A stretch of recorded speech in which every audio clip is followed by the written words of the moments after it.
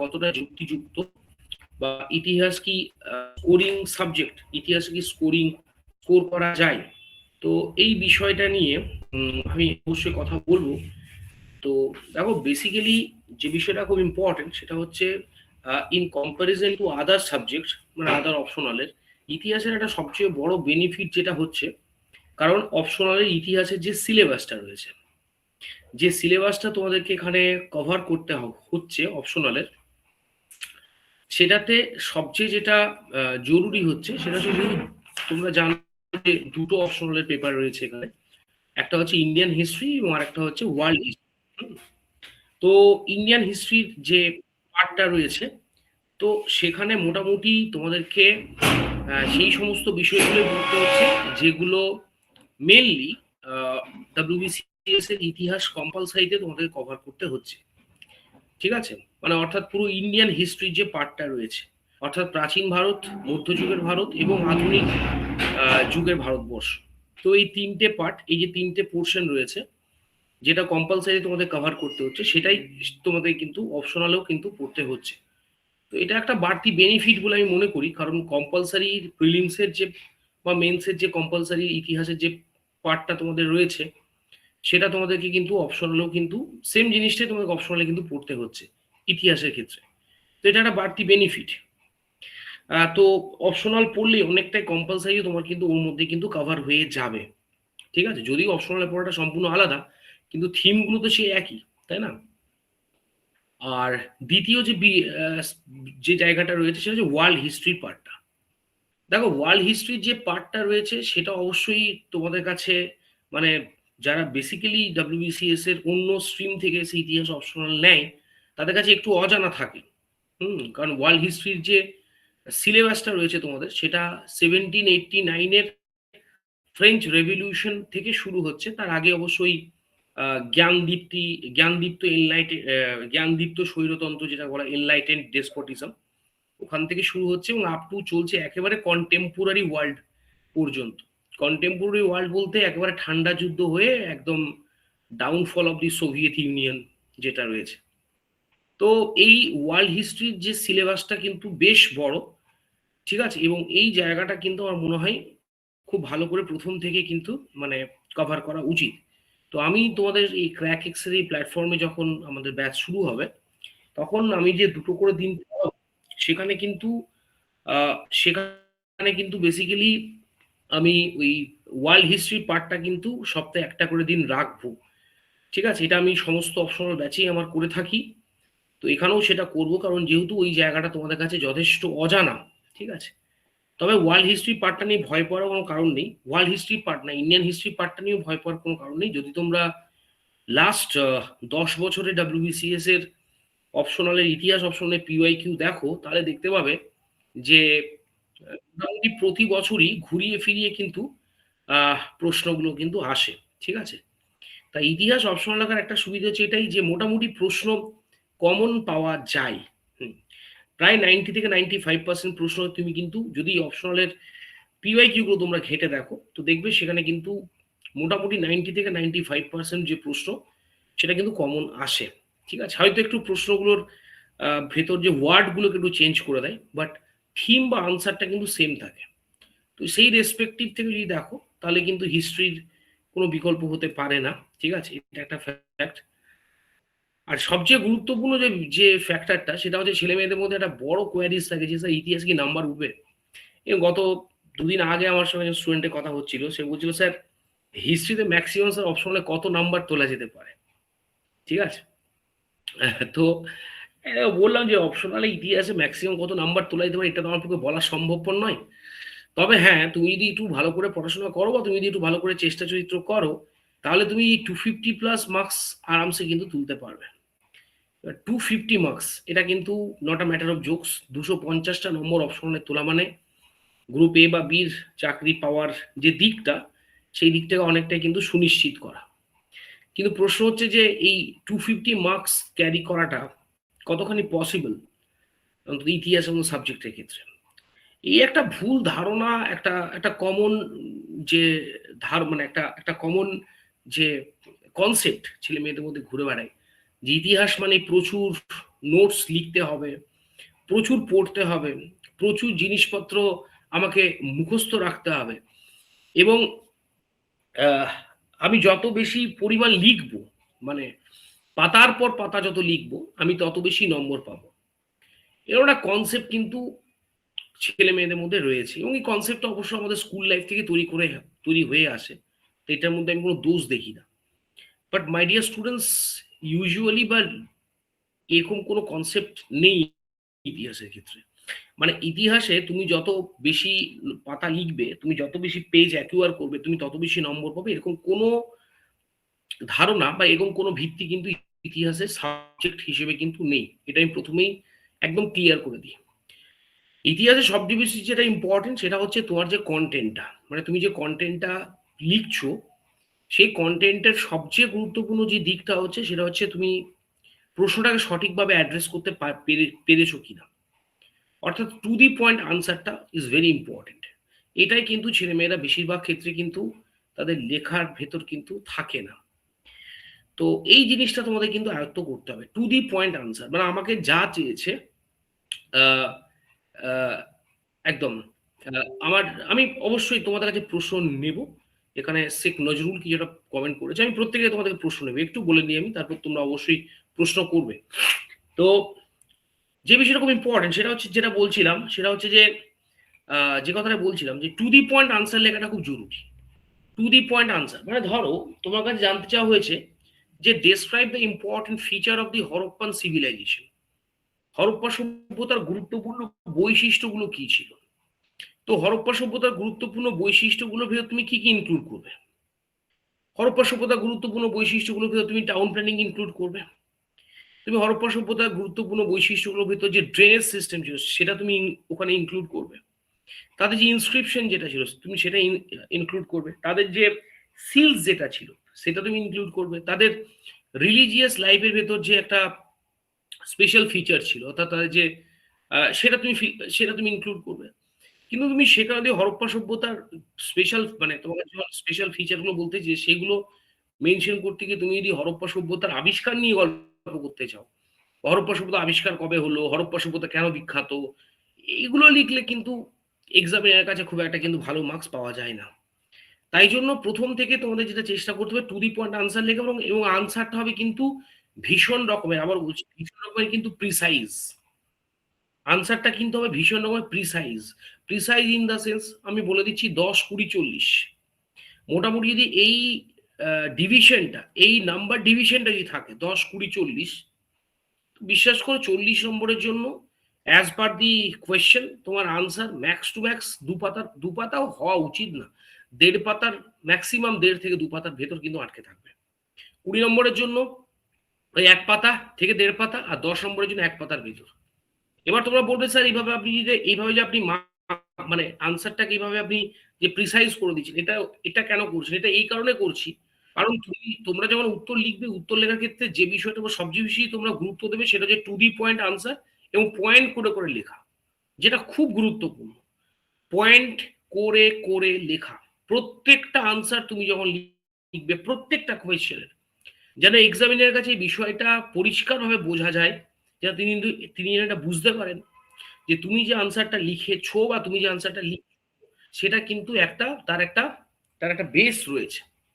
এবং ইতিহাস এই সাবজেক্টটা যেহেতু পুরোপুরি তথ্য এবং তত্ত্ব, থিওরি অ্যান্ড ডেটা বা ইনফরমেশন, এই দুটোর উপর দাঁড়িয়ে রয়েছে, তাই তোমার আনসার যখন লিখবে সেখানে কিন্তু ইনফরমেশন এবং তত্ত্ব, আই মিন থিওরি, যেটা এই দুটোর বেসিসে কিন্তু তোমার যে লেখাটা সেটা কিন্তু থাকবে। অর্থাৎ যা ঘটেছে, যা ঘটনা, যা তত্ত্ব রয়েছে, যা যা তথ্য রয়েছে, আমি তার উপরে কিন্তু আনসারটা লিখবো। এটা কিন্তু এক্সামিনার চেক করবেন, কারণ অপশনালের খাতা সাধারণত কলেজ বা যারা ইউনিভার্সিটির প্রফেসররা চেক করেন। তো সেক্ষেত্রে তারা কিন্তু এই জায়গাটা বুঝতে পারবে তুমি এটা মেনটেন করো। আর যদি না করো, বস্তা পচা নোট বা বস্তা পচা বইয়ের যদি লেখো এবং সেখানে গতানুগতিক ধারায় লেখো, তাহলে কিন্তু নাম্বারও কিন্তু একেবারে ওই একটা অ্যাভারেজ মার্কসই কিন্তু পাবে। তাই যে জিনিসটা খুব গুরুত্বপূর্ণ আমি একদম প্রথম দিনই ক্লাসের শুরুতে বলে দিচ্ছি, সেটা হচ্ছে এখানে যখন তুমি ক্লাস করবে বা তোমরা যখন পড়বে, তখন এই বিষয়টা দেখবে যে আমি নোটস তোমাদেরকে প্রোভাইড বা আমাদের ক্র্যাকএক্স এর তরফ থেকে যে স্টাডি মেটেরিয়াল প্রোভাইড করা হবে, সেটা কিন্তু পিওরলি একদম আমি এটা চ্যালেঞ্জ করে বলতে পারি কোনো বই থেকে কপি করা কিনা সেটা তোমরা দেখে নিতে পারো। কারণ আমি এই নোটস আমি নিজে পার্সোনালি বানিয়েছি বা বানাই, এবং এই নোটস কিন্তু কোনো বই বা কোনো ওয়েবসাইট থেকে কিন্তু কপি করা নয়, এটা প্রথমে কিন্তু বলে রাখি। এবং এই জায়গাটা আমি কিন্তু তোমাদের মেনটেন, মানে তো আমি তো করবোই, তোমাদেরকে করানোর চেষ্টা করব। এবং যদি তোমরা বলো স্যার কিভাবে করবেন, তাহলে মক টেস্ট, মক টেস্টের জায়গাটাতে আসছি একটু পরে। কিন্তু এই জায়গাটা তোমাদের কিন্তু মেনটেন করতে হবে, অর্থাৎ যখন লিখবে সেখানে কোনো গাল গল্পর প্রয়োজন নেই, কোনো গাল গল্পের প্রয়োজন নেই। যদি তোমাকে জিজ্ঞাসা করে যে describe the describe the nature of Ashoka's ধর্ম, অর্থাৎ অশোকের ধর্মের প্রকৃতি নিয়ে তুমি আলোচনা করো, তোমাকে ওখানে অশোকের ধর্মের যে প্রকৃতি, মানে অশোকের ধর্ম বলতে অশোক কি বুঝতেন, অশোকের ধর্মের প্রধান প্রধান ফিচারগুলো কি ছিল, অশোকের ধর্মকে কি আমরা সত্যি বৌদ্ধ ধর্ম সমর্থক বলে অভিহিত করতে পারি, এই জায়গাটা থেকেই তোমায় কিন্তু আনসারটা করতে হবে। সেখানে তোমাকে লেখার কোনো প্রয়োজন নেই যে অশোক বৌদ্ধ ধর্ম কবে গ্রহণ করলেন, কি বললাম বুঝতে পেরেছো তো, কলিঙ্গ যুদ্ধের কথা তোমাকে এখানে উল্লেখ করার দরকার নেই, অশোককে চণ্ডাশোক বলা হয় কিনা এই জায়গাগুলো বলার দরকারই নেই, কারণ তোমাকে জানতে চাইনি। তোমার কাছে সেফ জানতে চাওয়া হয়েছে অশোকের ধর্মের প্রকৃতি। তুমি শুরুটাই করবে অশোকের ধর্মের প্রকৃতিটা, যে অশোকের ধর্মের বিশেষ বিশেষ বৈশিষ্ট্যগুলো কি ছিল, এবং অশোকের ধর্মকে নিয়ে সব, মানে অশোকের ধর্মের প্রকৃতিকে নিয়ে সবচেয়ে বড় যে কন্ট্রোভার্সিটা রয়েছে, যে অশোকের ধর্মকে কি বৌদ্ধ ধর্মের সমর্থক, এই জায়গাটা কিন্তু আনসারটা ঘোরাফেরা করবে। এই সেম প্রশ্নটা কি, অশোকের ধর্মের প্রকৃতি, এই প্রশ্নটাকে ডাব্লিউবিসিএস ঘুরিয়ে দিচ্ছে, উত্তরটা সেম হবে, প্রশ্নটা ঘুরিয়ে বলছে অশোকের ধর্মকে কি আমরা বৌদ্ধ ধর্মের সমর্থক বলতে পারি। প্রশ্ন কিন্তু উত্তর কিন্তু একই হবে, প্রশ্নটা একটু চেঞ্জ করে দিচ্ছে। কি বললাম বুঝতে পেরেছো তো? তাই আমি এই যে প্রথমে তোমাদের বললাম না যে ইতিহাস অপশনাল হিসেবে যদি তোমরা রাখো, তোমরা কমন পাবে প্রশ্ন, কিন্তু ওই জায়গাটা তোমাদের রাখতে হবে, এটা তোমাদেরকে এই পারসেপশনটা রাখতে হবে যে ঠিক আসলে প্রশ্নটা কি করতে চাইছে। ঠিক আছে, প্রশ্নের ওয়ার্ড অনেক সময় বা সেন্টেন্স চেঞ্জ করে দেয়, মানে কিন্তু উত্তরটা কিন্তু সেম হবে। তো এটা কিন্তু খুব ইম্পর্টেন্ট। এবং লেখার ক্ষেত্রে যখন তোমরা আনসারটা লিখবে, যেটা সবচেয়ে বেশি গুরুত্বপূর্ণ আর একটা খুব ইম্পর্টেন্ট থিং, দেখো প্রচুর ছেলে মেয়ে তো ইতিহাস অপশনাল নিয়ে পরীক্ষা দেয়, তোমার এটা করতে হবে না, সবার মধ্যে থেকে আলাদা করতে হবে। তোমার যে লেখা বা তোমার যে প্রেজেন্টেশন, সবার মধ্যে আলাদা কিভাবে করবে, সবার মধ্যে আলাদা করতে হলে তোমায় কিছু এক্সেপশনাল কিছু কাজ করতে হবে তোমার খাতার ভেতরে। সেটা হচ্ছে কি জানো তো, আমি যেটা বলি যে মাইন্ড ম্যাপের use, the use of graph, the use of chart, এবং সবচেয়ে গুরুত্বপূর্ণ যেটা, দ্য ইউজ অফ ম্যাপ। আমি ইউপিএসসি ইতিহাস পড়াতে গিয়ে একটা বিষয় দেখেছি, বুঝতে পেরেছো, যে ইউপিএসসি পরীক্ষাতে ইউজুয়ালি এই ম্যাপের কনসেপ্টটা কিন্তু রয়েছে। ডাব্লিউবিসিএস এর ইতিহাস অপশনে খুব সিরিয়াস যারা ক্যান্ডিডেট আমি তাদেরকে দেখেছি, তারা অবশ্যই ম্যাপের ব্যবহার করে। ম্যাপের ব্যবহারটা তোমাদের কিন্তু করতে হবে, এবং as per the quality of the question, প্রশ্নের মান অনুযায়ী। এবার তোমরা বলবে স্যার প্রশ্নের মান অনুযায়ী মানে, প্রণব সিংহ একটু স্পিকারটা অফ করে দাও ভাই। প্রণব সিংহ তোমার স্পিকারটা অন আছে, একটু অফ করে দিবে। ঠিক আছে। তো ম্যাপের কনসেপ্টটা খুব জরুরি। ম্যাপের কনসেপ্টটা মানে কেমন, ধরো একটা প্রশ্ন দিয়েছে যে চন্দ্রগুপ্ত মৌর্যের রাজ্য বিস্তার নিয়ে আলোচনা করো। এবার চন্দ্রগুপ্ত মৌর্যের রাজ্য বিস্তার নিয়ে তুমি আলোচনা করবে, তখন কিন্তু সেখানে তোমাকে চন্দ্রগুপ্ত মৌর্যের কোন কোন জায়গায় তিনি সাম্রাজ্য বিস্তার করেছিলেন তার যদি একটা ম্যাপ, মানে মানচিত্রগত উপস্থাপনা তুমি করতে পারো, ভাবতে পারছো তোমার আনসার লিখলে তুমি সেখানে চন্দ্রগুপ্ত মৌর্য কোন কোন জায়গায় তিনি আক্রমণ করেছিলেন, কোন কোন জায়গাগুলো তিনি দখল করেছিলেন, তার একটা যদি চার্টের আকারে তুমি সেটা যদি প্রথমে একটা পয়েন্ট আকারে, মানে একদম সুন্দর করে একটা ব্লকের মধ্যে রেখে লিখলে এবং তারপর যদি তার একটা মানে একটা মানচিত্রগত উপস্থাপনা করে দিলে, ভাবতে পারছো তোমার আনসারটা কোন লেভেলে চলে যাবে। তো এই ম্যাপটা কিন্তু তোমাদের কিন্তু লাগবে, এবং এটা কিন্তু প্রশ্নের ওপর, আবারও বলছি, সব প্রশ্নতে যে ম্যাপ করতে হবে তার কোনো কিন্তু দিব্যি দেওয়া নেই। অশোকের ধর্মের প্রকৃতি যদি বলে, তুমি সেখানে ম্যাপ ইউজ করার তোমার কোনো জায়গা নেই। কিন্তু যদি তোমাকে জিজ্ঞাসা করে যে অশোক বৌদ্ধ ধর্ম প্রচার করার ক্ষেত্রে কি ভূমিকা গ্রহণ করেছিলেন, তখন কিন্তু তোমাকে কিন্তু ওখানে ম্যাপের ইউজটা করতে হবে, যে অশোক বৌদ্ধ ধর্ম প্রচার করার ক্ষেত্রে তিনি কোন কোন জায়গায় কোথায় কোথায় তিনি বৌদ্ধ শ্রমণদেরকে পাঠিয়েছিলেন, তার যদি একটা ম্যাপ তোমরা রাখো, মানে তার তার উপর যদি একটা ম্যাপের প্রেজেন্টেশন, ঠিক আছে। তো সরি, এক সেকেন্ড, এক সেকেন্ড, ক্যামেরাটা কিছু গন্ডগোল করছে মনে হচ্ছে।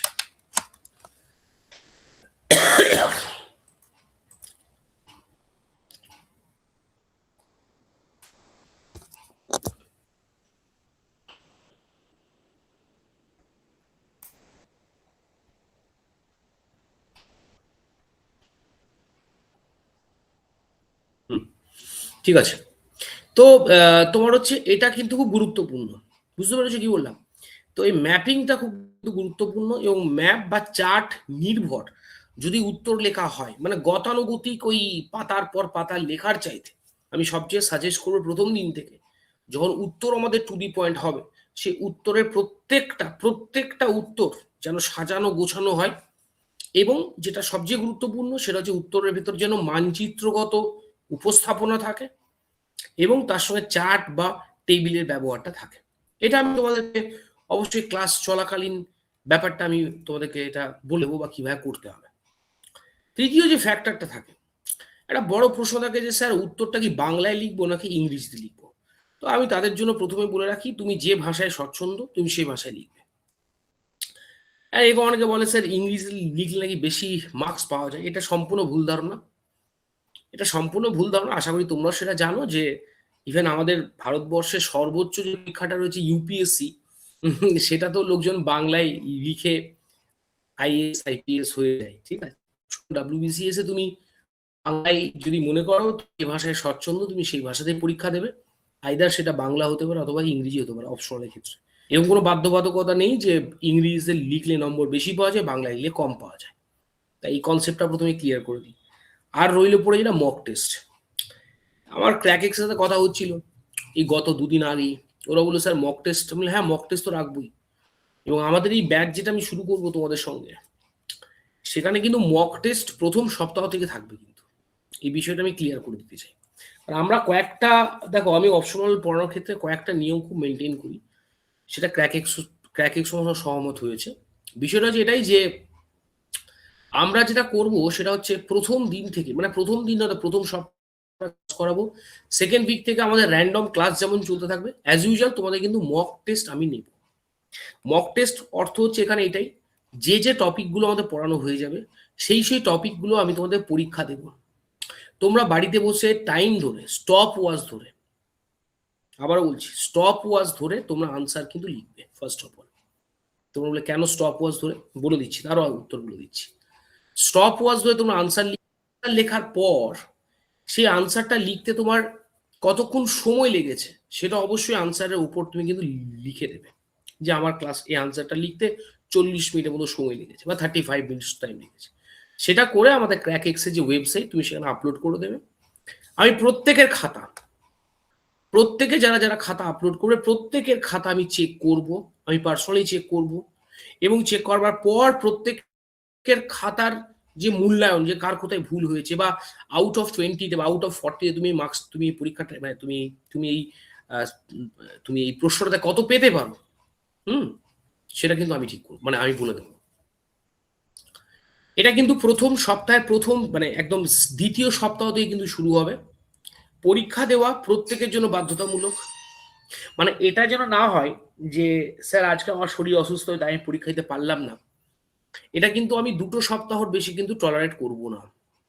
মানে ম্যাক্স টু ম্যাক্স একজন স্টুডেন্ট এক সপ্তাহ, তার যদি খুব এমার্জেন্সি ইন কেস অফ এক্সিজেন্সি হয় সে ছাড় পেতে পারে, কিন্তু কোনো একজন স্টুডেন্ট সে যদি রিপিটেডলি কোনো প্রতি সপ্তাহে পরীক্ষা স্কিপ করে চলে যায় তাহলে কিন্তু তাকে ব্যাচে কন্টিনিউ করা কিন্তু হবে না। এটা প্রথম দিনই আমি কিন্তু বলে দিতে চাই, একদম একদম ক্লাসের শুরুতে, ব্যাচের শুরুতে। কারণ এই পরীক্ষাটা আমি কিন্তু খুব গুরুত্ব দিয়ে করাই, এই কারণে করাই মক টেস্টটা। আর মক টেস্টের ক্ষেত্রে যেটা সবচেয়ে ইম্পর্টেন্ট, কেন এই মক টেস্টের উপর আমি জোর দিচ্ছি, এই মক টেস্টটা দুটো কারণে জোর দিচ্ছি। নাম্বার ওয়ান, যে প্রেজেন্টেশনটা, এই যে এতক্ষণ ধরে আমি যে কথাগুলো তোমাদের বললাম, তোমাদের মনে হতে পারে স্যার এই এগুলোর প্রপার ইমপ্লিমেন্টেশনটা তো খুব জরুরি। সেই কারণের জন্য আমি তোমাদের বলে রাখি, এই ইমপ্লিমেন্টেশনটাতে প্রপারলি হয় তোমাদের ক্লাসের মাঝে, মানে পরীক্ষার সময়। তার জন্য কোর্সের শুরু থেকে দ্বিতীয় সপ্তাহ থেকে কিন্তু মক টেস্টে চলবে। আমি অবশ্যই প্রত্যেক কাছে প্রশ্ন শুনবো, একটু দাঁড়াও। এটা কিন্তু এটা এই কারণে করছি, কারণ ওই যে তুমি বা তোমরা যে 200-400 নাম্বারের পরীক্ষাটা দিতে যাচ্ছ অপশনালের, খুব ভালো করে একটা জিনিস বোঝো। প্রথমে তুমি মেন্সের পরীক্ষা দিচ্ছ, টানা মেন্সের পরীক্ষা দেওয়ার পর ইউজুয়ালি তোমার শারীরিক বা মেন্টালি একটা প্রেশার তৈরি, এবং তারপরে অপশনালে পরীক্ষা আছে। সেখানে তুমি কিন্তু সাবজেক্টিভ পরীক্ষা দিচ্ছ 200-400 নম্বরের, এবং এই দুটো পরীক্ষাই, এই 200-400 এবং ফার্স্ট হাফ আর সেকেন্ড হাফে হচ্ছে, এবং এই দুটো পরীক্ষাতেই তোমার কাছে যেটা সবচেয়ে বেশি গুরুত্বপূর্ণ সেটা হচ্ছে কি, প্রপারলি 200টা নাম্বার বা 400টা নাম্বারের প্রত্যেকটা প্রশ্নকে সমান গুরুত্ব দিয়ে আনসার করে আসতে হবে। কথাটা আমি আরেকবার রিপিট করছি, যে 200 নম্বরের পরীক্ষাটা বা 200-400 যে দুটো পেপার তোমার ইতিহাস অপশনে থাকবে, তোমাকে কিন্তু প্রপারলি 3 ঘন্টা প্রত্যেকটা প্রশ্নকে সমানভাবে গুরুত্ব দিয়ে উত্তর করে আসতে হবে। ঠিক আছে? তার জন্য টাইম ম্যানেজমেন্টটা খুব জরুরি। যদি ভেবে থাকো এখন এই পরীক্ষা দেবো না, দরকার নেই, অপশনাল পরীক্ষার এক সপ্তাহ আগে আমি প্র্যাকটিস করব, তাহলে কিন্তু তোমার পুরো প্রস্তুতি বা এই ধরনের প্রস্তুতি নেওয়ার কোনো প্রয়োজন নেই। অপশনালের জন্য শুরুর দিন থেকে স্ট্র্যাটেজি বানাতে হবে, চেষ্টা করতে হবে তোমাকে, যে time management is very important thing. তা এই টাইম ম্যানেজমেন্টটা যাতে তোমরা তোমাদের আয়ত্তে আনতে পারো, তোমরা তোমাদের হাতে আনতে পারো, তার জন্যই কিন্তু আমাদের এই প্রচেষ্টা থাকবে। সেকেন্ড উইক থেকে কিন্তু প্রত্যেক দিন, প্রত্যেক সপ্তাহে কিন্তু, প্রত্যেক দিন না, প্রত্যেক সপ্তাহে কিন্তু একটা করে প্রশ্ন আমি তোমাদেরকে দিই, এবং আস্তে আস্তে আস্তে আস্তে আস্তে যত সময় এগোবে আমরা প্রশ্নের সংখ্যাটাও কিন্তু বাড়াবো। 2 করব, 3টে করব, 4টে করব, এবং একদম কোর্সের লাস্টে গিয়ে, যখন লাস্ট 1 মাসের কোর্স থাকবে, সেখানে কিন্তু পুরো ওই মাসটা জুড়ে তোমাদের কিন্তু 200 মার্কসের, 400 মার্কসের টোটাল একটা কিন্তু অপশনালের পরীক্ষা হবে, যেটা তোমরা দেবে। আশা করি আমার কথাটা আমি তোমাদেরকে বোঝাতে পেরেছি। তো এই যে করবে, এখানে আমি কিন্তু তোমাদেরকে শেখাবো, প্রত্যেককে শেখাবো যে কিভাবে, কোথায় তুমি ম্যাপ ইউজ করবে, কোন জায়গায় তুমি চার্টের ইউজ করবে, কোন জায়গায় তুমি মাইন্ড ম্যাপের ইউজ করবে, এবং কিভাবে উত্তরটাকে তোমার একদম টু দি পয়েন্ট এবং প্রিসাইজ করতে পারবে। কি বললাম বুঝতে পেরেছো তো? তো এই কয়েকটা বিষয় তোমরা যদি মাথায় রাখতে পারো, আমি দায়িত্ব নিয়ে তোমাদেরকে বলছি, ইতিহাস অপশনালে আউট অফ 400 মিনিমাম 250+ স্কোর পাওয়ার দায়িত্ব আমার। যদি না পেতে পারো, এই জিনিসগুলো অ্যাপ্লাই করে, এই জিনিসগুলো ইমপ্লিমেন্ট করে যদি তোমরা এই স্কোর না আসে, এই অল রেকর্ড, এটা ক্লাসটা আমার রেকর্ড হচ্ছে, অন রেকর্ড ক্লাসে বলে গেলাম আমি অপশনাল পড়ানো ছেড়ে দেবো, ঠিক আছে? কিন্তু এই জিনিসগুলো করতে হবে। যদি এই কয়েকটা জিনিস তোমরা মেনটেন করতে পারো মাই ডিয়ার স্টুডেন্টস, ইতিহাস অপশনাল তোমাদেরকে খালি হাতে ফেরাবে না। মিনিমাম, আবার বলছি, মিনিমাম 250+ মার্কস। এটার জন্যই আমাদের এই ব্যাচ, আর এটার জন্যই কিন্তু এই জায়গাটা। তাই আমি সবাইকে অনুরোধ করবো, যারা আমার সঙ্গে এই মুহূর্তে পুরো সেশনটা প্রথম থেকে শুনছো, সেটা হচ্ছে এই কয়েকটা ক্রাইটেরিয়া যদি তুমি মেনটেন করতে পারো, তাহলেই কিন্তু এই ব্যাচে অ্যাডমিশন নেবে। আদারওয়াইজ কিন্তু না নেওয়াটাই ভালো, কারণ আমি এখানে কিন্তু এই একটা বলতে পারো কঠোর একটা শৃঙ্খলা কিন্তু মেনটেন করে অপশনালে ক্লাস করাই, ঠিক আছে? আর প্রত্যেকটা যে আমাদের ক্লাস হয়, সেই প্রত্যেকটা ক্লাসে আমি প্রত্যেকটা চ্যাপ্টার, আবার বলে রাখি, আরেকটা জিনিস বলে দিই, আমি এখানে যে ক্লাসটা করাবো, প্রত্যেকটা ক্লাসে ইতিহাস অপশনালের প্রত্যেকটা চ্যাপ্টার সেটা প্রাচীন ভারতের হতে পারে, সেটা মধ্যযুগের হবে, সেটা আধুনিক ভারতের হবে, এবং সেটাই ওয়ার্ল্ড হিস্ট্রি হবে। প্রত্যেকটা চ্যাপ্টার আমি তোমাদের সঙ্গে ক্লাসে আলোচনা করব। প্রত্যেকটা চ্যাপ্টার থেকে কি কি প্রশ্ন ইতিহাস অপশনালে প্রিভিয়াস ইয়ারে এসেছে, কোন চ্যাপ্টারটাকে আমরা বেশি গুরুত্ব দেব, কোনটাকে কম গুরুত্ব দেব, আমি তোমাদের সঙ্গে ক্লাসে এটা প্রত্যেক দিন আলোচনা করবো। এবং সেই চ্যাপ্টার থেকে কি কি প্রশ্ন এসেছে, কি কি প্রশ্ন হতে পারে, সেটা নিয়ে আলোচনা করব। প্রশ্নগুলোর প্রত্যেকটা প্রশ্নের আনসার কিরকম হবে সেটা নিয়ে আলোচনা করবো, এবং তারপর ক্লাসের শেষে তোমরা সেই রেসপেক্টিভ প্রশ্নের উত্তর, মানে নোটস, যেটা রেডিমেড নোটস, সেটা তোমাদের কিন্তু ক্র্যাকএক্স এর তরফ থেকে প্রোভাইড করে দেওয়া হবে। Clear my dear students? এইভাবে আমাদের ক্লাস চলবে। ক্লাসের মাঝখানে আমি কোনোদিন মক টেস্ট রাখবো না। মক টেস্টটা থাকবে উইকেন্ডে, শনিবার এবং রোববার, এই দুটো দিন তোমাদের সময় দেওয়া হবে। সপ্তাহের প্রথমে বলে দেওয়া হবে কোন প্রশ্নটার জন্য তোমরা তৈরি হবে, তাই তোমাদের কাছে 4-5 দিন সময় থাকবে। তোমরা রেডি হলে শনি আর রোববার এই দুটো দিনের মধ্যে তোমরা প্রত্যেকে যারা যারা ব্যাচে থাকবে তারা আনসার আপলোড করে দেবে। কে কারো আনসার দেখতে পাবে না, আমি প্রত্যেকের আনসার দেখার পর প্রত্যেকের আনসারে কাকে কোথায় কোন জায়গায় ইমপ্রুভ করতে হবে আমি সেটা বলে দেব। ঠিক আছে, আমি সেটা কিন্তু তোমাদের সঙ্গে শেয়ার করে দেবো। ক্লিয়ার? যাতে পরের উত্তরটা লেখার ক্ষেত্রে তোমার ইমপ্রুভমেন্টটা বা সেই যেখানে যেখানে তোমার প্রবলেমস গুলো ছিল তুমি সেগুলো কাটিয়ে উঠতে পারো, এবং পরের আনসারটা যেন আরো একটু ইমপ্রুভ হয়, এবং ওই টাইম ম্যানেজমেন্টটা যেন তুমি তোমার গ্রিপের মধ্যে আনতে পারো। So these are the most important thing, my dear students, that I need to know. Now I'm going to have some question from your end. তো যদি তোমাদের কারো কোনো, যদি না তোমাদের, যদি তোমাদের প্রত্যেকের হয়তো অনেকেরই প্রশ্ন আছে, এবার ওয়ান বাই ওয়ান তোমরা আমাকে প্রশ্ন করতে পারো, কারণ আমি যখন ক্লাস করাবো তোমাদের দেখবে আমি সবসময় চাই ওই আর কি একটা ইন্টারেক্টিভ ক্লাস হোক, যেখানে আমি একাই বলে যাব না, স্টুডেন্টদের কাছে আমি শুনতে চাই। তো আমি তোমাদের কাছে জানতে চাই তোমাদের যদি প্রত্যেকের যদি যা যা প্রশ্ন আছে তোমরা ওয়ান বাই ওয়ান আমাকে করতে পারো, করো। স্যার নমস্কার। স্যার স্যার বলছি আপনি তো বিস্তর পুরোটাই আলোচনা করে দিয়েছেন, আমার দুটো আরেকটু বেশি করে জেনে নেওয়া দরকার হয়েছে। সেটা হচ্ছে, একটা হচ্ছে আপনি মানে ওয়ার্ডস মানে লিমিটটা, আনসার লেখার লিমিটটা বললেন 1-1.5 পাতা বা সেই হিসেবে যেরকম হবে। আমি বলছি এবার একটু কারে হাতের লেখা বা ইত্যাদি পার্থক্য হতে পারে, যদি আপনি একটু ওয়ার্ডস হিসেবে মেনশন করে দেন। ওয়ার্ড লিমিট, সেটা একটা। হ্যাঁ ওয়ার্ড লিমিটটা আমি বলে দিই। ওয়ার্ড লিমিট WBCS ইতিহাস অপশনালে একবারই দিয়েছিল, বুঝতে পেরেছো তো? একবারই ওরা ওয়ার্ড লিমিটের কথা মেনশন করেছে, তারপর থেকে ওয়ার্ড লিমিট মেনশন করে না। তো মোটামুটি তুমি ধরে রাখো যে 40 নম্বরে যদি প্রশ্ন হয়, ঠিক আছে, তো সেক্ষেত্রে ম্যাক্স টু ম্যাক্স তুমি 1200 থেকে 1500 বেশি ওয়ার্ড ইউজ করা যাবে না। 10 নম্বরের ক্ষেত্রে 300 থেকে 350, 20 নম্বরের ক্ষেত্রে ধরে রাখো ওই আর কি 500 থেকে 700 বা 800 মতো। ঠিক আছে ভাই? ওকে ওকে। আচ্ছা আরেকটা, আমি হ্যাঁ আরেকটা, তুমি যে বললে রাইটিং মানে কারোর লেখা বড় কারোর লেখা ছোট, তাই তো যেটা বললে, এই জিনিসটাকে মানে যাতে এই জিনিসটা তুমি আয়ত্তে আনতে পারো, তার জন্যই কিন্তু আমার এই মক টেস্টের কনসেপ্টটা। ওকে ওকে স্যার।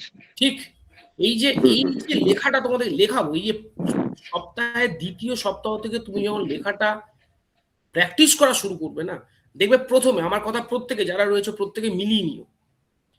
যখন তোমরা প্রথমে লেখাটা শুরু করবে প্র্যাকটিস করা, দেখবে একটা আনসার লিখতে তোমাদের প্রায় 40 মিনিট, 50 মিনিট, ইভেন কারো করে 1 ঘন্টাও কিন্তু সময় লেগে যাবে। দেখে নিও আমার কথা, লাগবে। হ্যাঁ স্যার। এবং তারপর যখন তুমি এটা র্যান্ডমলি প্র্যাকটিস করতে করতে যাবে না, 3 মাস পর, আফটার 3 মান্থস, তুমি দেখবে যে আনসারটা লিখতে তোমার 55 মিনিট সময় লাগতো সেটা কমে এসে গেছে 17 থেকে 18 মিনিট। কতটা তোমরা মিলিয়ে নিও, ঠিক আছে? কারণ যেহেতু সাবজেক্টিভ আনসার লেখার জায়গাটা নেই। আর আমি কিন্তু কপি চেক করবো প্রত্যেকের। এবার ধরো তোমরা যেটা ব্যাচে থাকবে, পরীক্ষা যদি কেউ না দাও, তার কপি ইমিডিয়েটলি দেখতে বসে তার কপি পাচ্ছি না, তখন কিন্তু প্রশ্ন করো। ঠিক, হ্যাঁ তোমার সেকেন্ড প্রশ্ন বলো। হ্যাঁ স্যার বলছি আরেকটা প্রশ্ন, যেটা সেটা হচ্ছে এমনি ইন জেনারেল আমাদের যারা একটু বড় রয়েছে, যাদের সাথে আমরা মাঝে মাঝে কথাবার্তা বলেছি, তারা অনেক সময় বলে থাকে যে মানে অনার্সে বা অপশনাল হিস্ট্রিতে গিয়ে ও পয়েন্টস বা ইত্যাদি আমরা মানে দিই না বা দেওয়া উচিত না, বা প্রফেসররা অতটা পছন্দ করে না। এটা কতটা ফ্যাক্ট বা কি? আমি একটা কথা বলি মুকাদ্দেস তোমাকে, আমি একটা প্রশ্নের হ্যাঁ উত্তর হ্যাঁ দিই। এখানে তুমিও হ্যাঁ রয়েছে, স্যার। তোমার প্রশ্নটা আসলে সবাই শুনেছে। আমি সবার সঙ্গে এই উত্তরটা জানতে চাইছি। ধরো একটা প্রশ্ন চাওয়া হয়েছে তোমার কাছে, আমি কোনো সহজ প্রশ্ন নিয়ে তোমার সঙ্গে আলোচনা করব। ধরো আহ দেওয়া হয়েছে তোমার প্রশ্ন যে হরপ্পা সভ্যতার টাউন প্ল্যানিং, ঠিক আছে? Okay sir. তোমাকে প্রশ্ন দেওয়া হয়েছে describe briefly the town planning of Indus valley civilisation, ঠিক? ভালো করে শুনবে কিন্তু। এবার তুমি স্পিকারটা হ্যাঁ অফ স্যার। করে দাও। বাকিরাও রয়েছে, আশা করি বাকিরাও এই প্রশ্নটা শুনেছো। ও যেটা বললো যে পয়েন্ট করে লেখার দরকার নেই। প্রশ্ন আছে হরপ্পা সভ্যতার নগর পরিকল্পনা। এবার হরপ্পা সভ্যতার নগর পরিকল্পনা যখন তুমি লিখতে যাচ্ছ, যদি একেবারে নর্মাল ওয়েতে লেখা হয়, যেখানে আমি পয়েন্টের কোনো ইউজ করছি না, সেখানে আমি হরপ্পা সভ্যতার নগর পরিকল্পনা একদম নর্মাল ওয়েতে লিখে দিলাম, প্যারা করে করে আনসার লিখে দিলাম, একটা আনসার। সেকেন্ড আনসার আমি যেটা বলেছি, ধরো হরপ্পা সভ্যতার নগর পরিকল্পনায় একটা নোট যখন তুমি লিখবে, একটা নোটের ম্যাক্স তিনটে, মানে একটা নোটের যে বডি তার তিনটে পার্ট থাকে। প্রথম পার্টটা হচ্ছে ইন্ট্রোডাকশন, মানে ভূমিকা। এই ভূমিকাটা কেন ইম্পর্টেন্ট? তুমি যে ইন্ট্রোডাকশন বা ভূমিকাটা লিখছো, ওই ভূমিকার ভেতর কিন্তু পুরো আনসারটা থাকবে। খুব ভালো করে বোঝো। তুমি একটা প্রশ্নের যখন তোমরা আনসার লিখতে যাচ্ছ, তার যে ইন্ট্রোডাক্টরি পার্ট রয়েছে ভূমিকা, সেই ভূমিকাটার ভেতরে কিন্তু তোমার, তুমি যে প্রশ্নটা জানতে চাইছো সেই প্রশ্নের উত্তর সম্পর্কে সম্যক ধারণা থাকবে। যেন এক্সামিনার তোমার ভূমিকা দেখেই এটা রিয়েলাইজ করে নেন যে আচ্ছা, তার মানে ভূমিকার ভেতর তুমি প্রশ্নটার উত্তর কিন্তু দিয়ে দিয়েছো। এবার তোমার কাজ কি হবে? কাজ হবে উত্তরটাকে ইভ্যালুয়েট করার। হরপ্পা সভ্যতার নগর পরিকল্পনা ভূমিকা লেখার পর ধরো তুমি যদি একটা ছোট্ট চার্ট তৈরি করে দাও, বা একটা যদি তুমি একটা ছোট্ট করে গ্রাফ এঁকে দাও। আমরা হরপ্পা সভ্যতার নগর পরিকল্পনার ক্ষেত্রে দুটো জিনিস খুব ভালো করে পড়ি, তাই তো নাকি? তোমরা কম্পালসারি কিন্তু পড়েছো যে হরপ্পানদের টাউন, যেটা টাউন প্ল্যানিং ছিল, সেটা ছিল একটা ইউনিফর্ম ফিচার, সেখানে অ্যাডপ্ট করা হয়েছিল, তাই তো? মানে একটা সার্বজনীন বৈশিষ্ট্য এখানে ব্যবহার করা হয়েছিল। এবং কেমন ছিল সে সার্বজনীন বৈশিষ্ট্য? হরপ্পানদের পুরো যে টাউন যেটা, সেটা কিন্তু দুটো পার্টে, তার দুটো তোমার হচ্ছে পার্ট ছিল। একটা নাম ছিল সিটাডেল, এবং আরেকটার নাম কি ছিল বলো? দা লোয়ার টাউন, তাই তো? লোয়ার যেটা টাউন, লোয়ার টাউন। ঠিক। ব্যতিক্রম কোনটা ছিল? ধোলাভিরা আর চানহুদারো, তাই তো? ধোলাভিরা হচ্ছে সেই হরপ্পান শহর যেখানে হরপ্পানদের টাউন প্ল্যানিং তিনটে পার্টে ভাগ করা হতো। আর চানহুদারো ছিল সেই হরপ্পান শহর যেখানে কিন্তু কোনো সিটাডেল পাওয়া যায়নি। এবার এই জায়গাটাকে আমাকে মেনশন করতে, মানে তার মানে হরপ্পানদের নগর পরিকল্পনার ভেতরে আমাকে কি রাখতে হবে? এর সঙ্গে ড্রেনেজ সিস্টেমটা রাখতে হবে, হ্যাঁ কি না বলো? হরপ্পানদের রাস্তাঘাটের কথাটা বলতে হবে। এবার আমি যদি একটা ছোট্ট উপরে একটা মাইন্ড ম্যাপ করে দিই এবং লিখে দিই হরপ্পানদের, হরপ্পা সভ্যতার নগর পরিকল্পনার প্রধান বৈশিষ্ট্য, তলায় লিখে দিলাম হরপ্পা সভ্যতার নগর পরিকল্পনা একটি সার্বজনীন বৈশিষ্ট্য গ্রহণ করে, তার তো একটা ছোট্ট ব্র্যাকেট দিয়ে একটা অ্যারো দিয়ে আমি হরপ্পানদের নগর পরিকল্পনা দুটো ভাগ করে দেখিয়ে দিলাম। সিটাডেল ব্র্যাকেটে উচ্চ শহর, লোয়ার টাউন মানে হচ্ছে যেটাকে আমরা ব্র্যাকেটের মধ্যে লিখলাম সেটা হচ্ছে নিম্ন শহর। ব্যতিক্রম পাশ থেকে, ব্যতিক্রম দুটো শহর, ধোলাভিরা চানহুদারো। হরপ্পানদের নগর পরিকল্পনার অন্যান্য যে বৈশিষ্ট্যগুলো, সেটা হচ্ছে অ্যারো টেনে ব্ল্যাক পেন, ব্ল্যাক ইঙ্ক দিয়ে আমি ছোট্ট করে দিয়ে দিলাম যে রাস্তাঘাট, মানে তাদের পয় প্রণালী, যেটাকে ড্রেনেজ সিস্টেম বলা হয়, এবং রাস্তাঘাট। তারপর এবার এই যে পয়েন্টগুলো আমি মেনশন করে দিলাম প্রথমেই মাইন্ড ম্যাপের মাধ্যমে, তার মানে কি? এই মাইন্ড ম্যাপটা দেওয়ার অর্থ কি? এক্সামিনারের কাছে আমার এই বার্তাটা পৌঁছে দেওয়া যে দেখুন, আমি যে এই আনসারটা লিখছি না, আমাকে যে প্রশ্নটা করা হয়েছে, খুব ভালো করে দেখুন, এই আমার এই প্রশ্নের উত্তরটা এই পয়েন্টগুলোর ভেতর আবর্তিত হবে। এবার আমাকে কথা বলো, একটা হরপ্পা সভ্যতার নগর পরিকল্পনাতে কি এর বাইরে কোনো ফিচার আমরা মেনশন করা উচিত, হ্যাঁ কি না? এর বাইরে তো কোনো ফিচার নেই, হ্যাঁ কি না ভাই? হ্যাঁ স্যার। রাইট? তাহলে এক্সামিনার কি দেখলেন? ভূমিকা দেখার পরই যখন তিনি দেখবেন যে মাইন্ড ম্যাপের মাধ্যমে তুমি প্রধান প্রধান জায়গাগুলো সব মেনশন করে দিয়েছে, এবার তোমার কাজ কি হবে? এবার তোমার কাজ হচ্ছে কি, ওই যে পয়েন্টগুলো তুমি মেনশন করেছো মাইন্ড ম্যাপের মাধ্যমে, গ্রাফের মাধ্যমে, তুমি জাস্ট ওই পয়েন্টগুলোকে পর পর পর পর পর পর করে কি করো, তো বুলেট মার্ক করে করে তুমি সেগুলোকে একটু করে ইভ্যালুয়েট করে দিয়ে চলে যাও। স্পেশাল ফিচারগুলো খালি তুমি মেনশন করে দিয়ে চলে যাও, স্পেশাল ফিচারগুলো যেগুলো সবচেয়ে ইম্পর্টেন্ট ফিচার, লাইক ধোলাভিরা। বাকি স্টুডেন্ট কি লিখবে? ধোলাভিরা সম্পর্কে এটি আমাদের বর্তমানে ভারতবর্ষের তোমার গুজরাট শহরে অবস্থিত। তোমাকে এসব লেখার দরকারই নেই। ধোলাভিরা কেন হরপ্পা সভ্যতার নগর পরিকল্পনার ভেতর একটি ব্যতিক্রমী শহর, কেন আমি এটাকে ব্যতিক্রমী রেখেছি, তুমি ওখানে একটা পয়েন্টই স্পেশালি মেনশন করবে যে ধোলাভিরা হচ্ছে সেই হরপ্পান শহর যেটি 3টি পার্টে বা 3টি বিভাগে বিভক্ত। একটা সিটাডেল, একটা লোয়ার টাউন, আর তার মাঝখানে রয়েছে একটা মধ্য শহর বা যেটাকে মিডিল টাউন বলা হচ্ছে।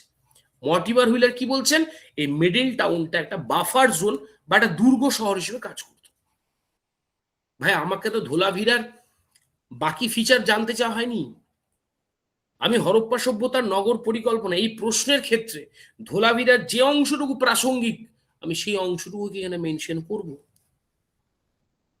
হরপ্পানদের পয়া প্রণালী যখন তুমি বলবে ড্রেনেজ সিস্টেম, তুমি সেখানে বিস্তর লেখার কোনো দরকার নেই। হরপ্পানদের ড্রেনেজ সিস্টেম যেটা গোটা সেই সময়কার সমসাময়িক সভ্যতার একটা বিস্ময় ছিল, এই লাইনটা তুমি উল্লেখ করবে। এবং হরপ্পানদের প্রত্যেকটা বাড়ির সঙ্গে ড্রেন থাকতো, সেই ড্রেনটা রাস্তার মূল ড্রেনের সঙ্গে কানেক্ট থাকতো এবং সেই রাস্তার মূল ড্রেনটা শোকপিটে গিয়ে পড়তো এবং শোকপিটটা ঢাকা দেওয়া থাকতো। কখনো কখনো সুনির্দিষ্ট সময় অন্তর সেই শোকপিটটা কিন্তু মানে সেখানকার ময়লাটা কিন্তু পরিষ্কার করা হতো। You need to mention this important points. এবার এই পয়েন্টগুলো তুমি এবার পরপর করে মেনশন করে দাও। এবার আমাকে বলো তুমি বা তোমরা প্রত্যেকে বলো, এই আনসারটা একদিকে রাখলাম আমি, আর একদিকে তুমি যেটা বললে থরলি আনসার যেখানে কোনো পয়েন্ট নেই, শুধু প্যারা করে আমি লিখে গেছি, কোনটা এক্সামিনারের দৃষ্টি আকর্ষণ করবে বলো এবার আমাকে। Sir, obviously the points wise writing will ঠিক। carry more marks.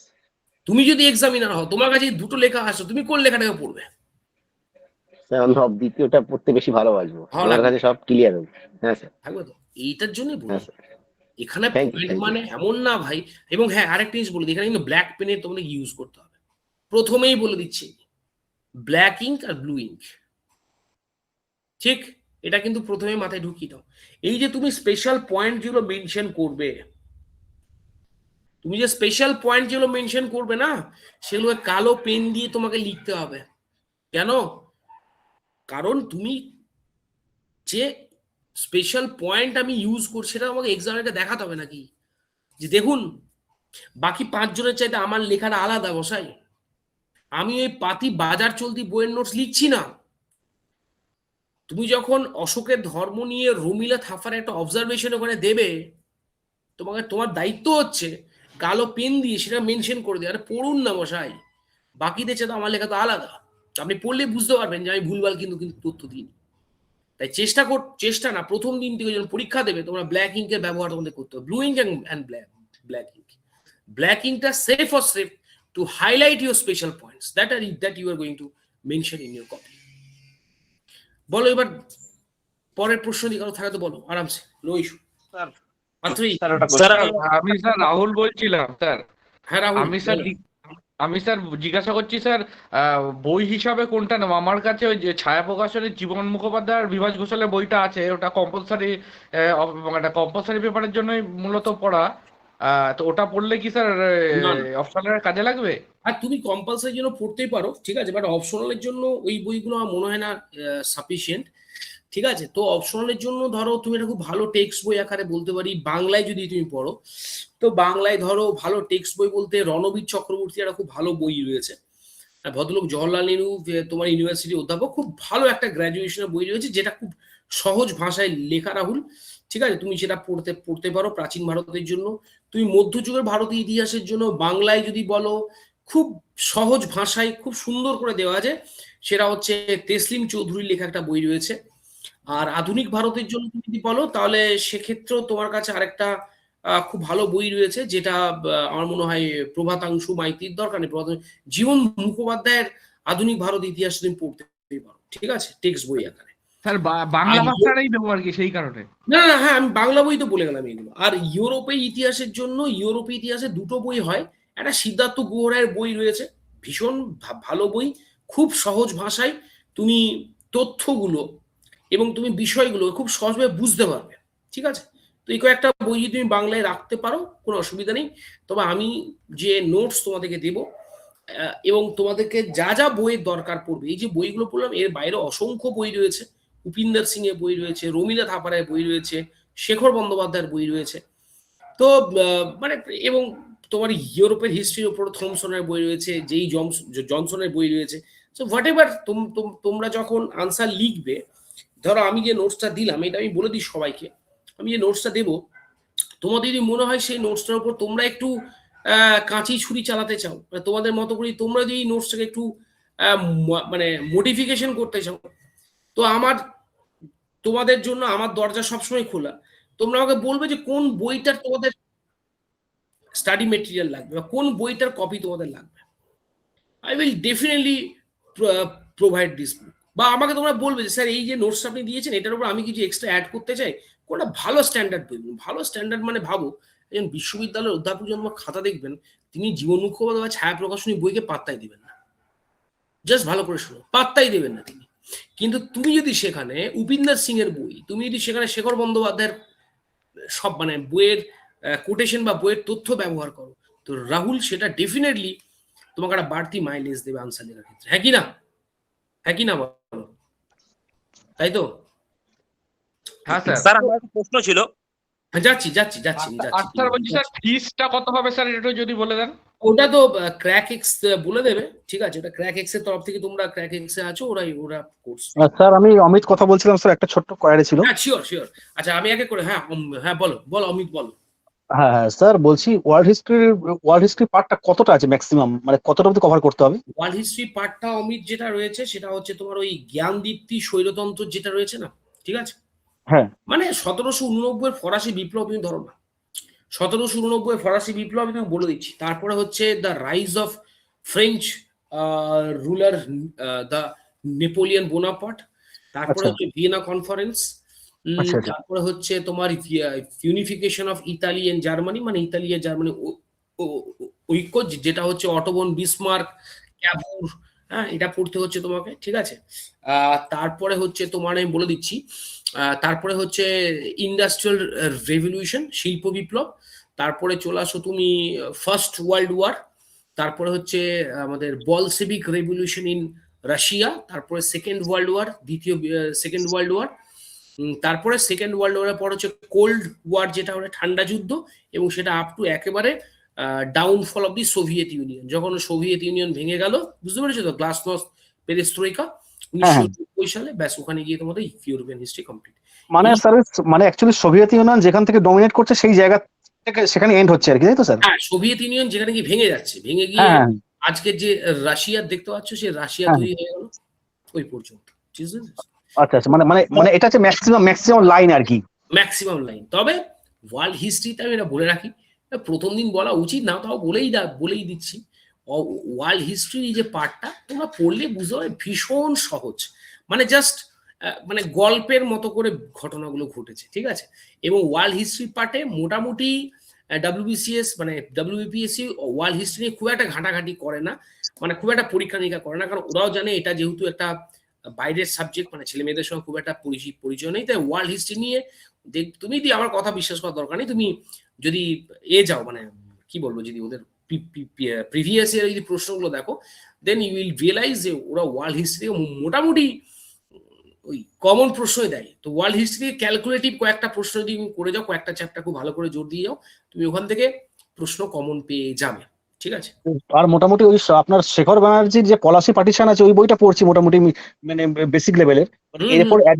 এরপর অ্যাডভান্স লেভেলের জন্য কি কিছু লাগবে নাকি পলাশি পার্টিশনটা জাস্ট এনাফ হবে? না পলাশি টু পার্টিশন তো ধরো পুরোটা কভার করবে না, ঠিক আছে?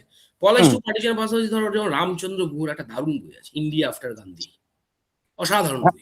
না স্যার, এটা আপনি যেটা বলছেন, এটা দুটো বই আছে আমার কাছে, একটা আছে বিফোর গান্ধী, একটা আফটার গান্ধী। গান্ধী, হ্যাঁ দুটো পার্টি আছে আমার কাছে, কোনটা বেটার হবে? না দুটো বই ভীষণ ভালো, কিন্তু এগুলো তোমাকে দেখো, এইগুলো কভার করতে তোমাকে তো বাকি পোর্শন তো পড়তে হবে, তাই না অমিত? ঠিক আছে, হ্যাঁ তাই এই বইগুলোকে আমরা সিলেক্টিভ আমার একটা পারপাসে প্রশ্ন ছিল আমি যাচ্ছি স্যার, বলছিলাম যে যাচ্ছি পিনু যাচ্ছি, আমি তোমাকে যাচ্ছি, আমি একটু প্রশ্ন উত্তর দিই অমিতের। তো এইগুলো ব্যাপারটা হচ্ছে অমিত, দেখো চেষ্টা করব আমরা যখন আমরা যে টপিকটা পড়বো সেই টপিক রিলেটেড, সেই টপিকের সঙ্গে তোমার ওই বইটার কতটা রেলিভেন্স রয়েছে তার উপর আমরা সেখান ওকে থেকে ওকে করে ওকে দিচ্ছি। ওকে ঠিক আছে, ঠিক মানে ঠিক ঠিক স্যার বলছিলাম যে ডাব্লিউবিসিএস মেইনস এর ব্যাপারটা আমি মানে যেহেতু দেইনি, তো ডাব্লিউবিসিএস মেইনস এর মানে ব্যাপারে একটু জানতে চাচ্ছি যে কতগুলো নাম্বার, কতগুলো সাবজেক্ট ওয়াইজ, তারপর হিস্ট্রি যদি অপশনাল নেই সেখানে মানে কিভাবে পড়তে হবে, কোনটা ম্যানেজমেন্ট কিভাবে করব আমি, এই ব্যাপারটা মানে প্রিলিমিনারি ব্যাপারটা ঠিক আছে 200-র মধ্যে। এবার মেইনস এর ব্যাপারটা টোটালটা একটু যদি মানে বলেন, তারপর অপশনাল ব্যাপারটা কত মানে ইয়ে নাম্বার বিভাজনটা অপশনালের, যে কত অপশনালে কত 400 নাম্বার নম্বরে থাকে, বুঝতে পেরেছো তো? অপশনালে কত 400 কত নাম্বার থাকবে। আমি একটু পরে join করছি তো, তাই একটু শুনতে পারিনি, পরে যেহেতু আসছি আগে জয়েন হ্যাঁ, করেছি, তো আমরা আপনি কিন্তু যদি একটু বলেন তাহলে ভালো। পিনু আমরা এখানে Short এ। শুধুমাত্র কিন্তু অপশনালটা নিয়ে আলোচনা করছি, বুঝতে পেরেছো তো? ঠিক আছে, আচ্ছা, মেইনস আচ্ছা। এর কম্পালসারি হুম, যে ব্যাপারটা তুমি বললে, ঠিক আছে, আহ, একটু একটু বলে আমি দিন, বলে দিই একটু বলে 1200 তারপর। নম্বরের পরীক্ষা, 1200 নম্বরের হয় টোটাল, ঠিক আছে, মানে হুম হুম তোমার হচ্ছে যে উম, যে মেন্সের পরীক্ষাটা আর কি, ঠিক আছে, হ্যাঁ স্যার। হুম বুঝতে পেরেছো তো? 1200 নম্বরে হয়, হুম হুম। আর 400 নম্বরে হচ্ছে তোমার অপশনাল পরীক্ষাটা, বুঝতে পেরেছো তো? 400 নম্বর অপশন, হ্যাঁ। আচ্ছা ঠিক আছে, আচ্ছা, ঠিক আছে। টোটাল 1600-র মধ্যে হবে, হ্যাঁ। এবার নেক্সট নাম্বার বিভাজনটা একটু বলে দিন, অপশনের যে 400 নাম্বার যে হবে, নাম্বারটা কিভাবে বিভাজন থাকবে, 200 মানে মার্কস, কত 200 মার্কস, নাম্বার? 200 করে, মানে দুটো পেপার থাকবে, ঠিক আছে, হুম 200 মার্কসের হবে, 3 ঘন্টা করে 2 সময় থাকবে, এবং 2 ঘন্টা করে সাবজেক্টিভ সময়। পরীক্ষা হবে কিন্তু, হুম শিওর শিওর শিওর। নেক্সট প্রশ্ন বলো এবার, নমস্কার সৌরভ ন- বলো। হ্যাঁ, স্যার আমি আপনার লাস্ট একটা ক্লাস হয়েছিল সেখানে আপনাকে অনেক প্রশ্ন করেছিলাম, স্টিল আমি এখন শুনলাম, তো আমার 2-3টে প্রশ্নই আছে রিগার্ডিং আপনার আগের ক্লাসের যে কথাটা আপনি বলেছিলেন রিগার্ডিং অ্যান্সার রাইটিং কোশ্চিনের, আর এখন আপনি যেটা বললেন সেটাকে আমি সামারাইজ করছি একটু, আপনি শুধু একটু আমাকে বলবেন যে দুটোর মধ্যে একটু লিঙ্ক খুঁজতে চাইছি আর কি। আপনি এখানে বলেছিলেন যে একটা ভ্যালু অ্যাডেড ইন্ট্রোডাকশন থাকবে, যেটা যেই টপিকে বলেছে বিস্তারে যাওয়ার দরকার নেই, হুম, দেন একটা মাইন্ড ম্যাপ, যেটা আপনি আজকের ক্ষেত্রে যেখানে প্রয়োজন হবে সেই জায়গায় আমি ম্যাপ আঁকছি, লাইক আপনি চন্দ্রগুপ্ত মৌর্যের হুম, কনকোয়ারের উপর এক্সাম্পল দিলেন। আর নেক্সট আমার ওই রিলেটেড হোল বডিটাকে আমি প্রেজেন্ট করছি, দেন কনক্লুশন রাখছি, এটাই টোটালটা ব্যাপার ছিল। একদম একদম। তো- তো স্যার এবার এইখানে যে টোটাল যে জায়গাটা আমি দেখলাম, মানে আমি আপনার একটা কোশ্চেনের রেফারেন্স নিয়ে শুধুমাত্র আমি বলছি, এটা সম্ভবত 2016 অথবা 18-র প্রশ্নটা হবে, ডাব্লিউবিসিএস হিস্ট্রিতে পেপার 1-এর পার্ট 2 এর প্রশ্ন ছিল, যে ডিবেট, প্রশ্নটা এমন ছিল, state the 18th century debate, hmm, এই ধরনের যে কোশ্চেন্স গুলো হয় স্পেসিফিক্যালি, যেখানে টোটাল আমি তার সহজ কথায় মাথা এবং কোনটা পেছনে আমি টোটালটা ঠিক এক্সাক্ট কনসিডারই করতে পারছি না, সেখানে আমার অ্যাপ্রোচটা কিরকম হবে এই রিগার্ডিং যদি আপনি একটু বলেন। শিওর আর শিওর, বলো। যদি এটা একটু টু আর্লি আমার একটা অ্যাজাম্পশন করা, আপনি নিশ্চয়ই এগুলো কভার করবেন।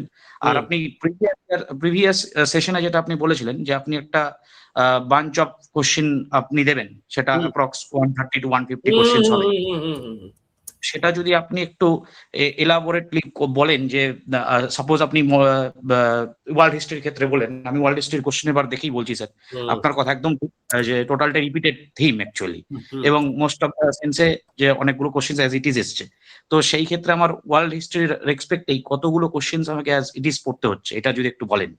আর থার্ড অফ অল একদম নিজস্ব প্রশ্ন হবে স্যার, সেটা হচ্ছে যে আমি হিস্ট্রি অপশনাল রিগার্ডিং আমি ইংলিশ মিডিয়ামে লিখবো, সেই ক্ষেত্রে আমার যে প্রিলিমস এবং মেন্সের যে জায়গাটা, সেখানে আমি দুটো বই মেনলি ফলো করি, পুনাম দালাল দাইয়া এবং সোনালী বানসাল। আর এদিকে আমি যেটা বেসিক হিস্ট্রি, যেহেতু আমার একা অ্যানথ্রোপোলজি অপশনাল ছিল স্যার, তো আমি এই বছর চেঞ্জ করেছি সেটা, কারণ আমার হিস্ট্রি পড়তে বেশি ভালো লাগে, তাই ইন্টারেস্টটা এখানেই জেনারেট করেছে আলটিমেটলি, তাই জন্য প্রথমে একটা অন্য কারো ইনফ্লুয়েন্সে গিয়ে অ্যানথ্রোপোলজি নেওয়া হয়ে গেছিল, ভুল হয়ে গেছিল ব্যাপারটা। তো তারপরে স্যার এখন যেটা পড়ছি সেটা মেনলি আমি ওই যে পুরোনো এনসিআরটি যেটা আছে, এই যে 3টে আর.এস. শর্মা, বিপিন চন্দ্রা, এই যে 3টে এনসিআরটি আছে, সেই এনসিআরটি আমি নর্মালি টোটালটা শেষ করেছি। ওয়ার্ল্ড হিস্ট্রি স্পেসিফিক্যালি কোনো ম্যাটেরিয়াল অ্যাজ সাচ পড়িনি, শুধুমাত্র ভিশন আইএস এর যেটা ইউপিএসসির ভ্যালুয়েটেড ম্যাটেরিয়াল হয়, আমি শুধুমাত্র সেটাকে গো থ্রু করেছি। তো আমার প্রশ্ন হচ্ছে যে আপনাকে কিছুক্ষণ আগে একজন প্রশ্ন করলেন এখানেই, যে অনেকগুলো বইয়ের নাম উনি বলছেন, এতগুলো তো কনসলিডেট করা যাবে না একসাথে, আদার্স পড়াগুলো একসাথে রয়েছে, তো আপনি ওই জায়গাটাকে কি সাজেস্ট করবেন আমার ক্ষেত্রে স্পেসিফিক্যালি, যে অ্যাপ্রোচটা কি হওয়া উচিত apart from your study materials আর কি স্যার? ফার্স্ট অফ অল দেখো, আমি যেটা বলবো সেটা তুমি এটা প্রথমে বললে যে 18th century debate in world history, এটা উত্তরে সৌরভ কুমার প্রথম বলে নাকি ইতিহাস অপশনালে কিছু বাজার চলতি বই বা নোটস ঘুরে বেড়ায়, ঠিক ঠিক আছে, বিভিন্ন টেলিগ্রাম চ্যানেল বা হোয়াটসঅ্যাপে। তো দেখবে সেখানে কিন্তু কিছু প্রশ্ন থাকে, কিন্তু এই জাতীয় ক্রিটিক্যাল প্রশ্নের কোনো উত্তর থাকে না।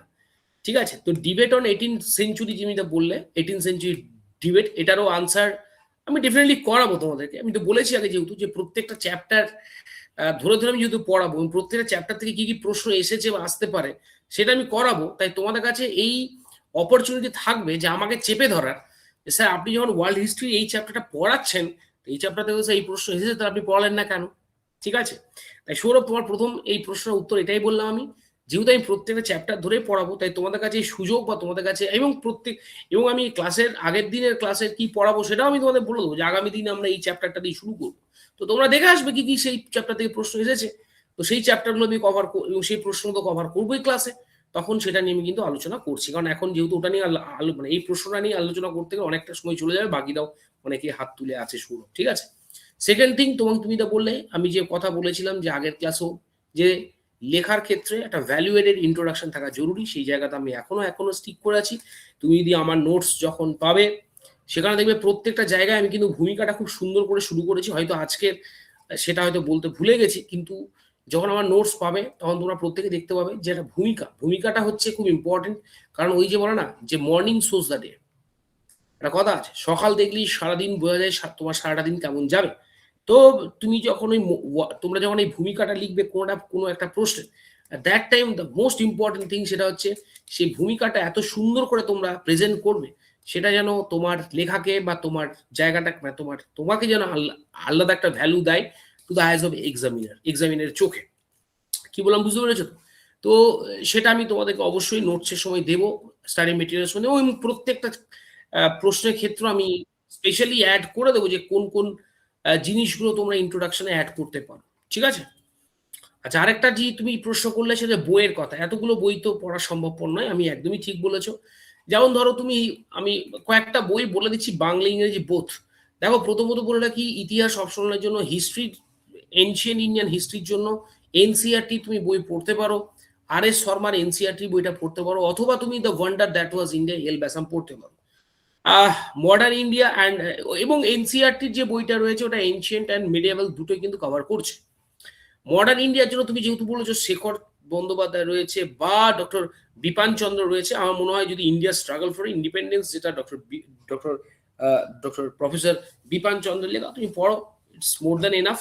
আর রইল ওয়ার্ল্ড হিস্ট্রির জন্য আমি একটা বই সাজেস্ট করি, মাস্টারিং মডার্ন ওয়ার্ল্ড হিস্ট্রি, যেটা লেখা হচ্ছে আমাদের প্রফেসর নরমান লুইয়ের। তো তুমি এটাও ফলো করতে পারো। ঠিক আছে, এই তিনটে বই, but apart from my notes, ঠিক আছে, এই তিনটে বই তুমি খুব স্ট্যান্ডার্ড বই, এবং তার সঙ্গে এই বইগুলোর পাশেও তো আরো প্রচুর বইপত্র রয়েছে। সেই বইপত্রগুলো থেকে সিলেক্টিভ কোয়েশ্চেনের ক্ষেত্রে রেলিভেন্ট কোটেশন বা রেলিভেন্ট ইনফরমেশন এক্সট্রাক্ট করার দায়িত্ব আমার, সৌরভ। ঠিক আছে, বা সবাইকেই বলছি, সৌরভ বলে না, সৌরভের প্রশ্ন উত্তর সবাইকেই বলছি। তো সেটা যদি তোমাদের মনে হয় যে তোমরা ওই নোটসটার ক্ষেত্রে আমার ওই মেটেরিয়ালের সঙ্গে এই জিনিসগুলো অ্যাড করবে, আমি আবারও বলছি, আমার দরজা তোমাদের জন্য সবসময় খোলা। তোমরা আমাকে জানাবে, আমি সেই জায়গা থেকে সেই মেটেরিয়ালটুকু, সেই পার্টটুকু এক্সট্রাক্ট করে তোমাদেরকে দিয়ে দেবো, অ্যান্ড দেন তোমরা সেটা অ্যাড করে নেবে। ঠিক আছে, তাহলে সৌরভ, আশা করি তোমার প্রশ্নের উত্তর আমি ভাই দিতে পেরেছি। সৌরভ, কি আছো? একদম স্যার, একদম। কিন্তু স্যার আমি জাস্ট একটা লিঙ্ক করছি এই জায়গাটাতে, সেটা হচ্ছে যে স্যার আমি যে বইগুলো বর্তমানে ফলো করছি, আমি স্যার যেটা টোটালটা আপনাকে বললাম, এনশিয়েন্ট মিডিয়েভালের জন্য পুনাম দালাল দা এবং সোনালী বানসাল পড়ছি, যেটা আমার কম্পালসারি থাকছে সোনালী যেটার জন্য। বানসালের বইটা আমি একটু ইন্টার পড়ছি, মডার্ন ইন্ডিয়ান হিস্ট্রিটা খুব ভালো। তো সোনালী বানসাল যখন পড়ছো, তোমাকে আলাদা করে প্রফেসর বিপান চন্দ্র পড়ার দরকার নেই, আমি এই মুহূর্তে সাজেস্ট করবো। বাট পুনম দালাল দাহিয়ার বইটা কম্পালসারির জন্য ভালো, তবে কম্পালসারির পুরো যদি পোর্শনটা দেখো, সেটা কিন্তু কভার করছে না। তুমি যদি পুনম দালাল দাহিয়া টাইপের বই পড়তে চাও, আরেকটা খুব ভালো বই আছে এনশিয়েন্ট আর মিডিয়েভালের, বইটা কিন্তু হিন্দিতে লেখা, বুঝতে পেরেছো ভাই? সবাইকে বলছি এটা, বইটার রাইটার হচ্ছেন সৌরভ চৌবে। ঠিক আছে, সৌরভ চৌবে ভদ্রলোকের নাম, এবং এটা পাটনা থেকে বইটা বেরিয়েছিল। অসাধারণ বই, বাট আমি জানি না বইটার পাবলিকেশনটা কিন্তু আমার মনে নেই, ওটা তো দেখে আমার বলতে হবে। দারুণ বই একখানা, দারুণ বই। তবে বইটা হচ্ছে কি হিন্দিতে লেখা। ঠিক আছে, তো ওই বইটা যদি তোমরা পড়ো, আমার মনে হয় কম্পালসারিতে তোমাদের যদি 50টা ইতিহাসে কম্পালসারি প্রশ্ন দেয়, হ্যাঁ, ওর বাইরে আসবে না, কমন পাবে।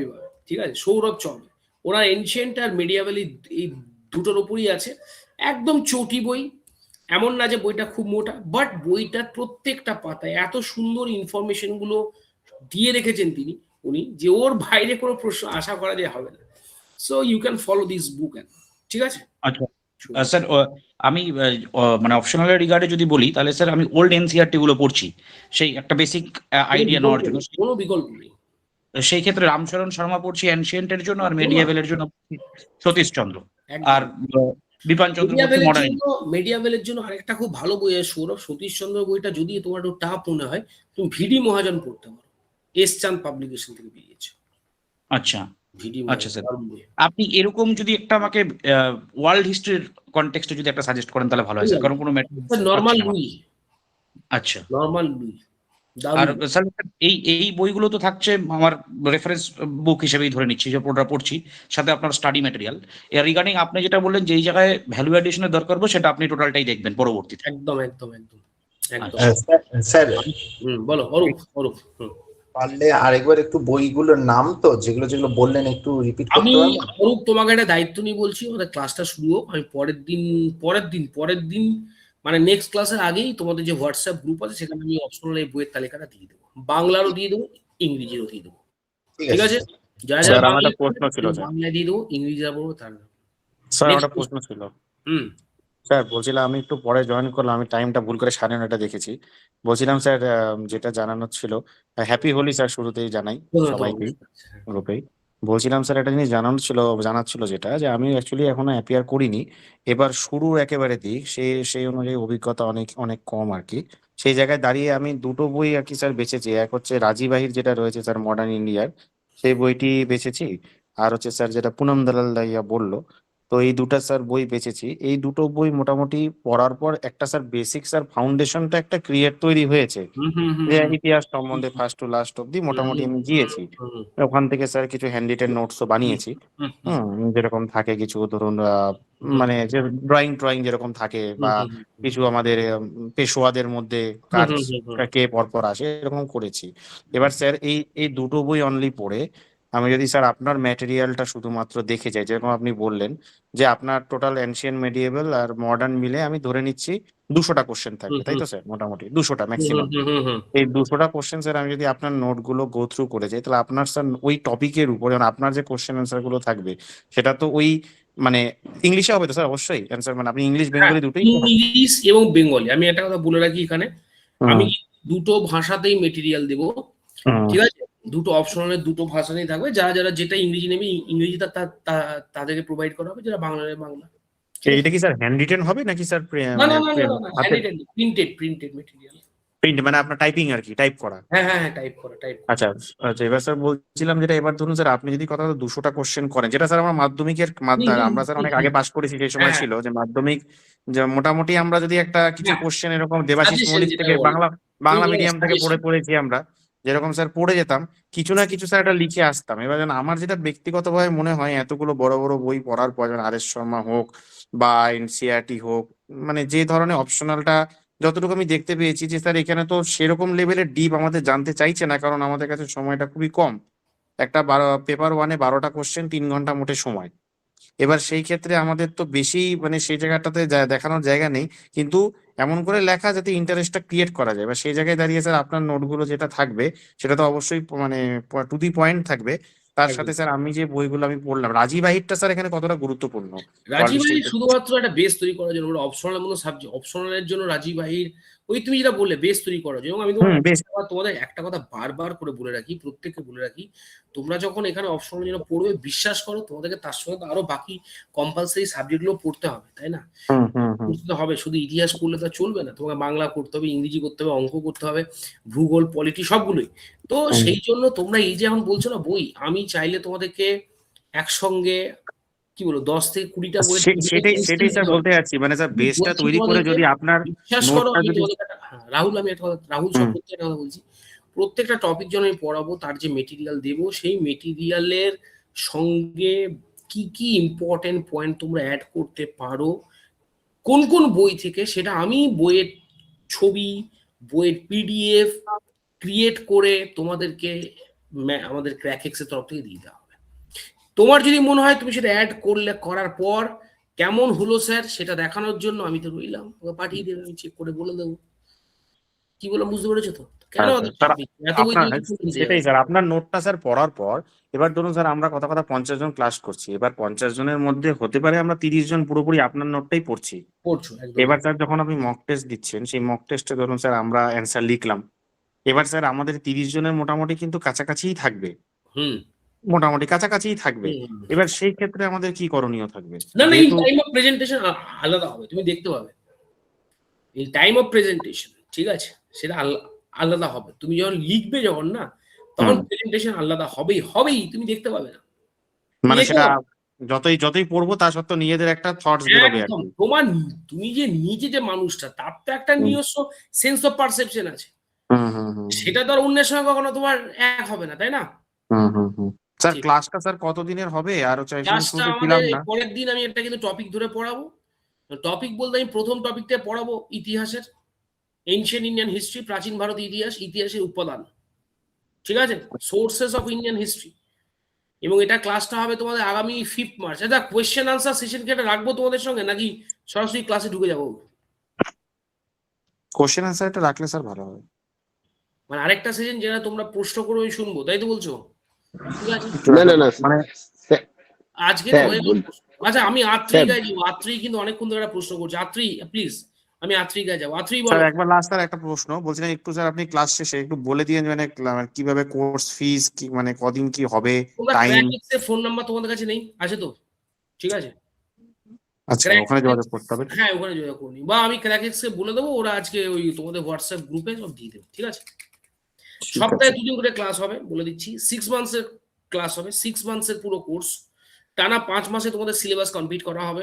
সপ্তাহের প্রথম মাসের ফার্স্ট উইক, সেকেন্ড উইক থেকে মক টেস্ট শুরু হবে। প্রত্যেকটা চ্যাপ্টার পড়ানো হবে, প্রত্যেকটা চ্যাপ্টারের প্রত্যেকটা প্রশ্ন পড়ানো হবে। আমি আবার বলছি, যাতে তোমাদের এই অপরচুনিটি থাকে, তোমরা আমাকে চেপে ধরবে, এটা আমি কিন্তু চাই ক্লাসের মাঝখানে। তো সেটা ইংরেজিতে পড়াবেন না স্যার, বাংলায় স্যার? বাংলা ইংরেজি দুটোতেই পড়ানো হবে, ঠিক আছে? দুটোতেই আচ্ছা মেটেরিয়াল দেওয়া হবে। ক্লিয়ার করে দিই, তোমরা আমাকে চেপে ধরবে যে স্যার এই প্রশ্ন আপনি করিয়ে দিন।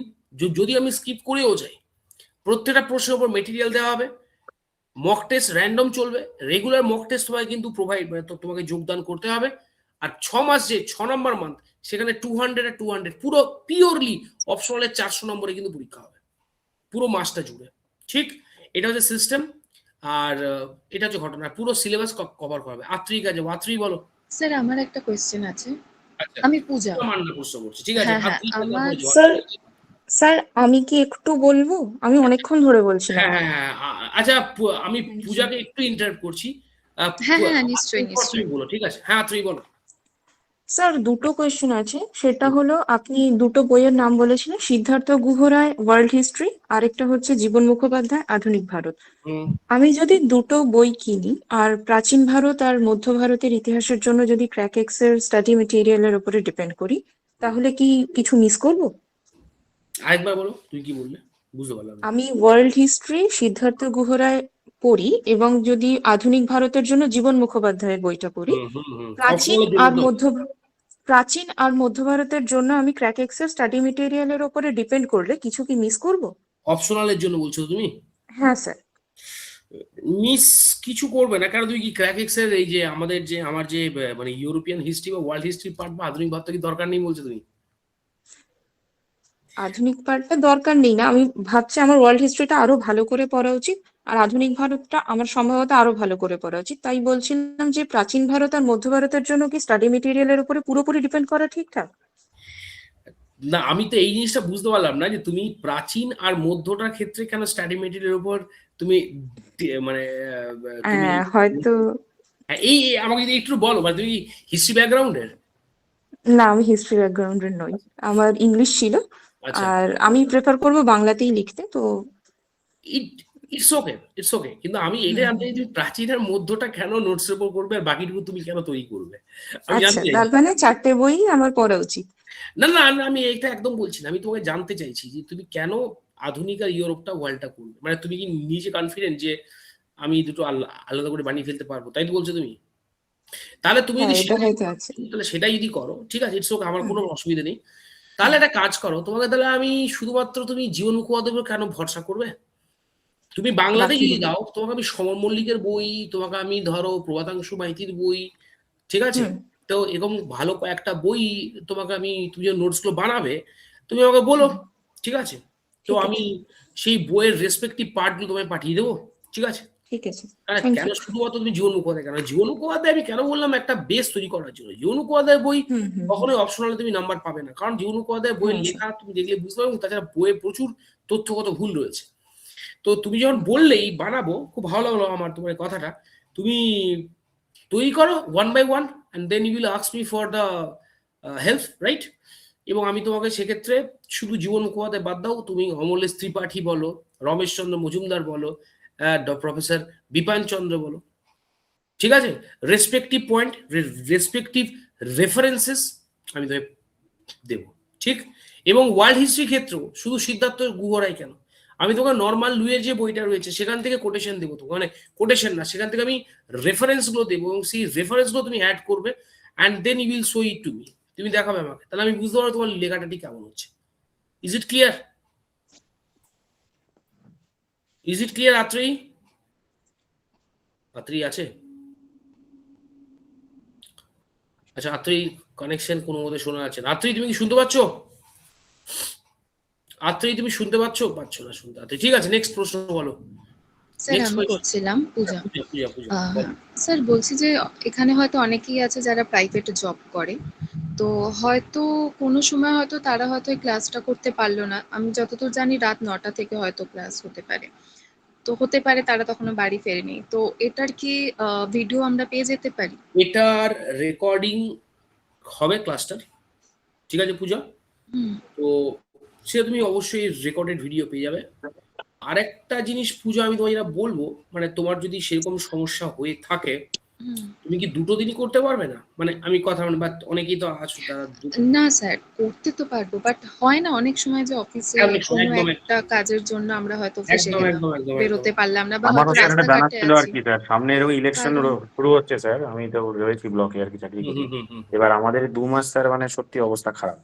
এবার জানি জানি। সেক্ষেত্রে কিভাবে ক্লাসগুলো অ্যাটেন্ড করবো সেটাই ব্যাপার। রাত 9টা থেকেও যদি হয়, ফিরতে ফিরতে অনেকটাই স্যার দেরি হয়ে যায়। সেই ক্ষেত্রে স্যার আমরা হুম পরে যদি রেকর্ডিং ক্লাস হুম ম্যাটেরিয়ালটা পেয়ে যাবো সেটা না, হুম আপনার হুম হুম। ক্লাসটাও তো দেখতে হবে, বুঝতে হবে, নাহলে আপনার ম্যাটেরিয়ালের সাথে কানেক্ট করতে পারবো না। মানে না আমি নিয়ম করে বেশ ফ্রেশ ক্যান্ডিডেটের মধ্যে স্যার নিয়ম করে রেগুলার ক্লাস করাটা একটু চাপের। ঠিক হয়তো ঠিক। কোনো সময় তার মক টেস্টটাও দিতে পারবো না, কিন্তু খাতা চেক টেক গুলা যদি স্যার করে দেন আপনার সময় মতো ফ্রি টাইমে, তাহলে ভালো হয় আর কি। না না না, আমি ওটাই তো করবো, ঠিক আছে,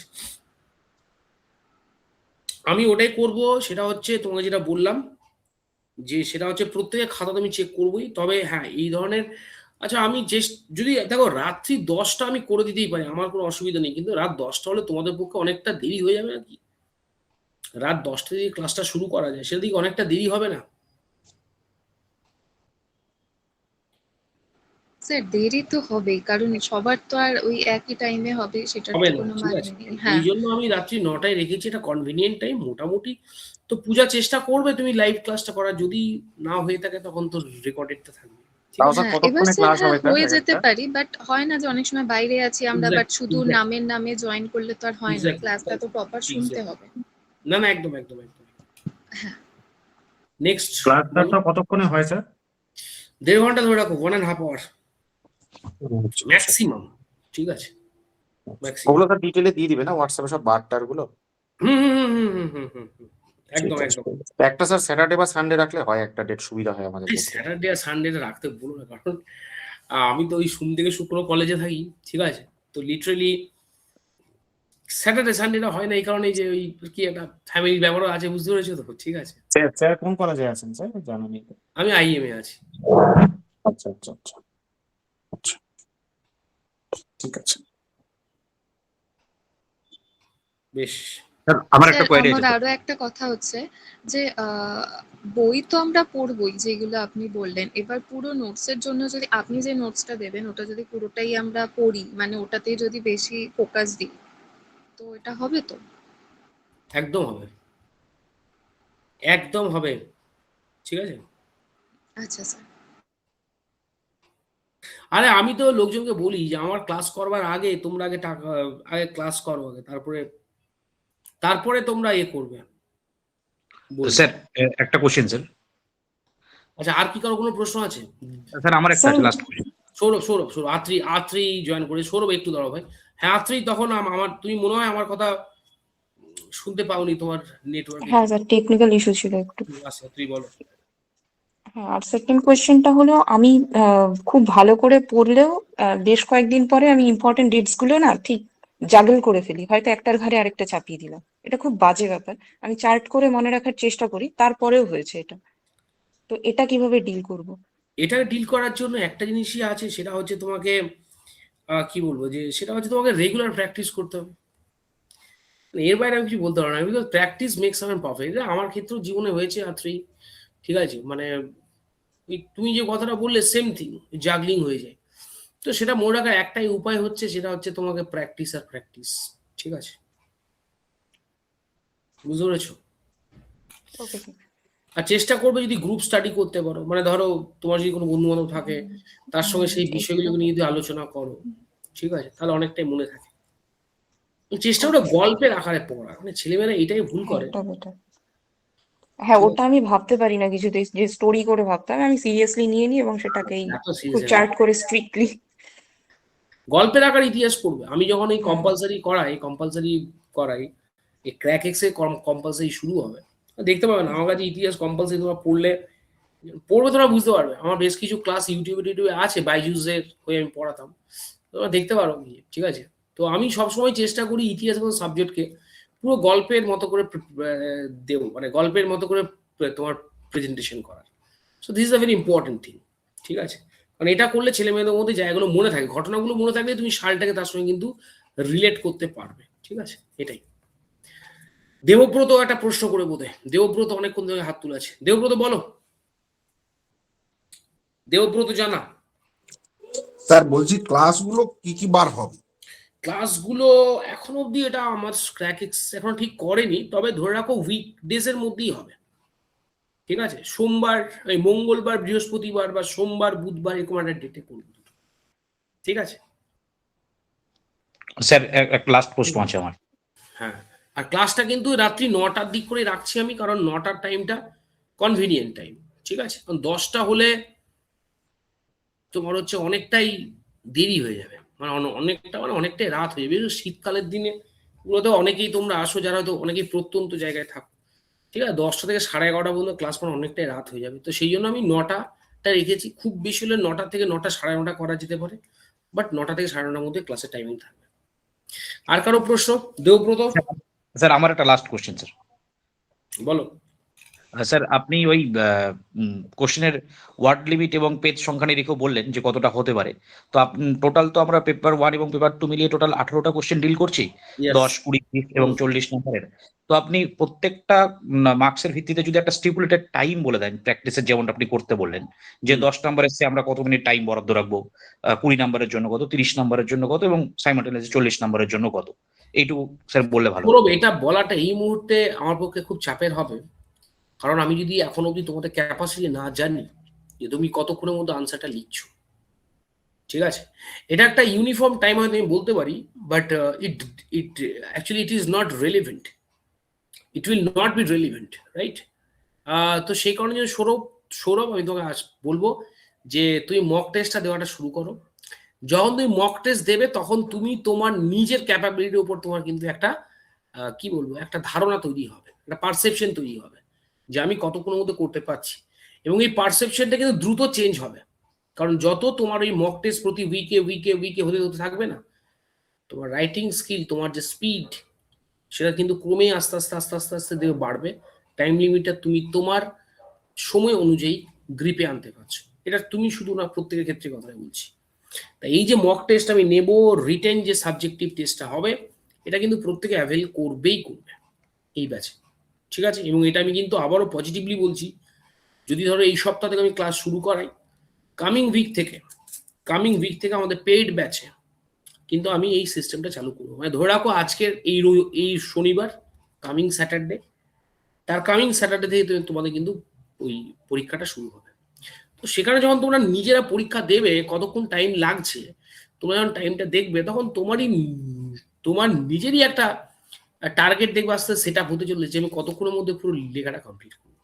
আবারও বলছি এটা রাখার একটাই অর্থ, যাতে 200টা নম্বর তোমরা সঠিকভাবে টাইম ইউটিলাইজ করে কিন্তু দিয়ে আসতে পারো।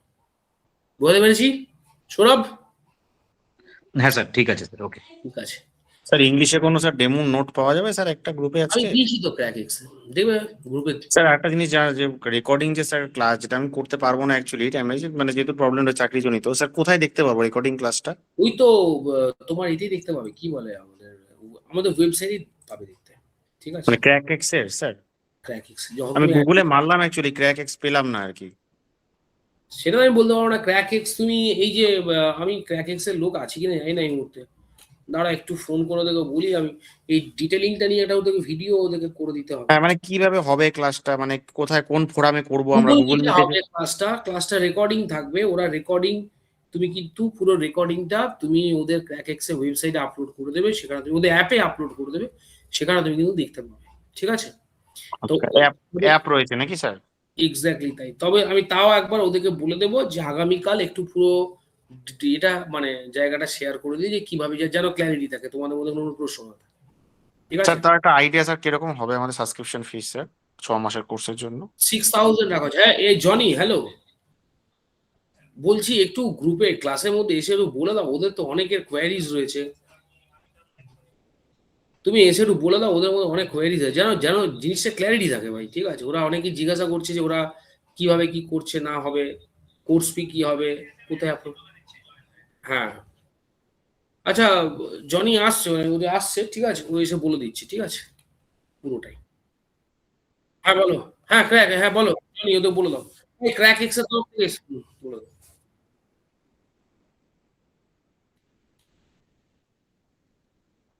মানে আমরা রেকর্ডিং, যেহেতু অনেকে চাকরি টাকরি করি, এবার রেকর্ডিং ক্লাসটা তো খুব জরুরি, কারণ বেশিরভাগ ক্ষেত্রে লাইভ ক্লাস করতে পারবো না।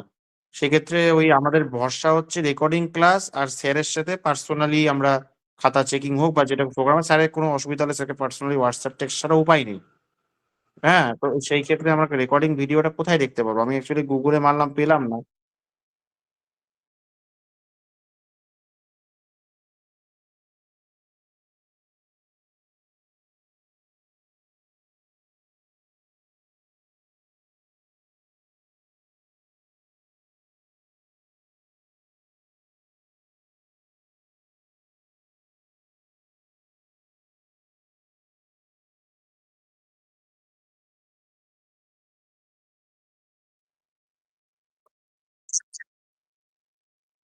আচ্ছা।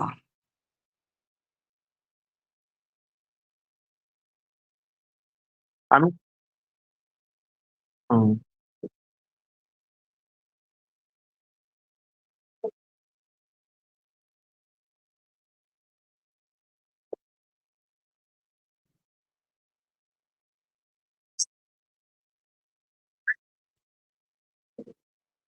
আচ্ছা সেকেন্ড বলছি, আমি তাহলে এখান থেকে লিভ করে যাচ্ছি তাহলে। হ্যাঁ, তোমাদের আর কি কোনো ডাউট আছে বলো। স্যার বলছিলাম তাহলে কোনো প্রকার সমস্যা হলে কি আপনার সাথে যোগাযোগ করতে পারবো না, নাকি ক্র্যাক এক্স এর থ্রুতেই ছবি টবি এসব পাঠাতে হবে খাতার? বুঝতে পারলাম না, আরেকবার বলো। বলছি যেমন এই অ্যান্সার কপি গুলো ক্র্যাক এক্স এর ওদের একটা বললো যেটা ওয়েবসাইটে দিতে হবে ছবি তুলে। হুম। হ্যাঁ, এই তাছাড়া কি এমনি কোনো সময় সম্ভব না? ন্যাচারালি ব্যাচের সাথে সাথে চলে যায়, ধরুন একটা ক্লাসের আপনি কোনো মক নিচ্ছেন, ধরুন সেটা কোনো বুধবারে দিলেন, সেটা আপনি সামনের সোমবারের মধ্যে চাচ্ছেন, সেক্ষেত্রে আমরা ক্লাসটাই মিস করে গেছি, খুব স্বাভাবিক mock test আমরা attend করতে পারছি না, পিছিয়ে যাচ্ছি। সেই ক্ষেত্রে স্যার আমরা তাহলে কোথায় আপলোড করবো? হয়তো মডিউলটা ওখানে স্টপ হয়ে গেল, সেক্ষেত্রে কি আপনাকে পার্সোনালি পাঠাতে পারবো? হ্যাঁ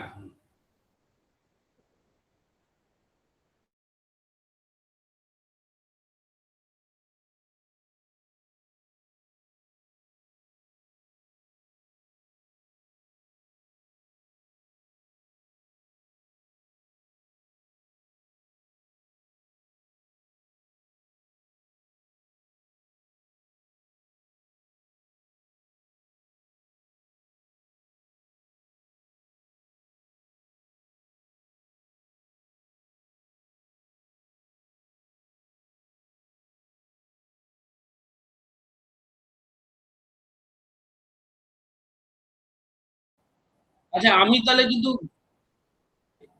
আচ্ছা ওটা তুমি চালিয়ে যাও, আমি তাহলে কিন্তু বেরিয়ে গেলাম। ঠিক আছে।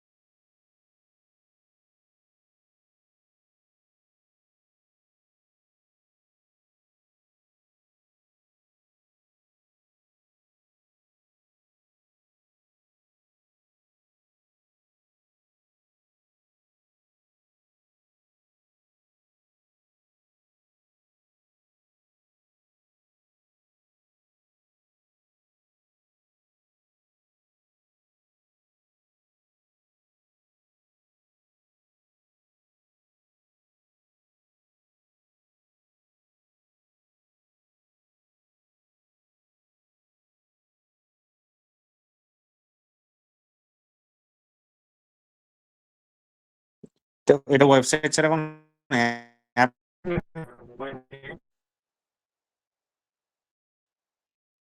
বলছি যে ওয়েবসাইট ছাড়া কি আপনাদের কোনো অ্যাপ আছে যেটা এই কাজটা করা যাবে? মোবাইল থেকে তো অনেক সময়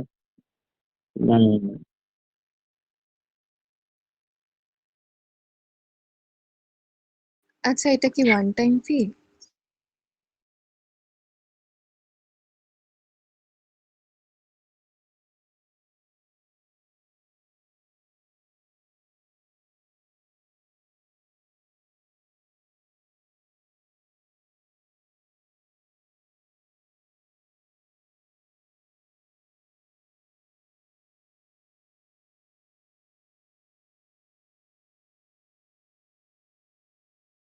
ওকে।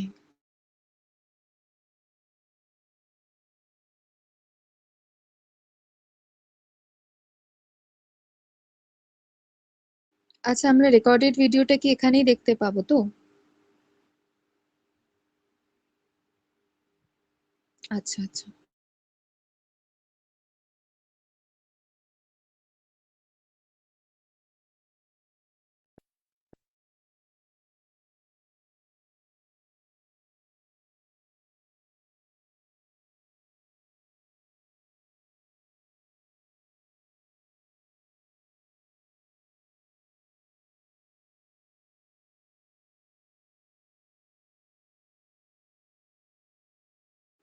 হ্যাঁ হ্যাঁ, পাচ্ছি।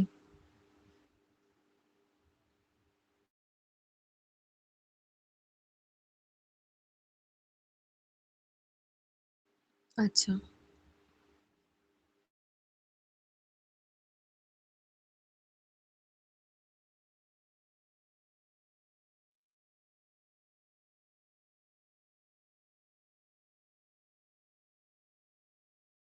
স্যারের তাহলে সমস্ত না, আর নোটপত্র কিছু স্যার নেই। যেটা দিবেন তাহলে কি স্যারের ওয়েবসাইটে দিয়ে দিবেন 100-200টা মতো কোশ্চেন যেগুলো বললো?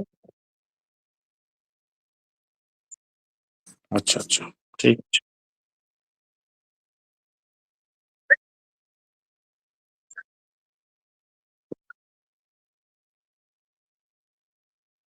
আচ্ছা হ্যাঁ, আমরা ডাউনলোড করতে পারবো তো?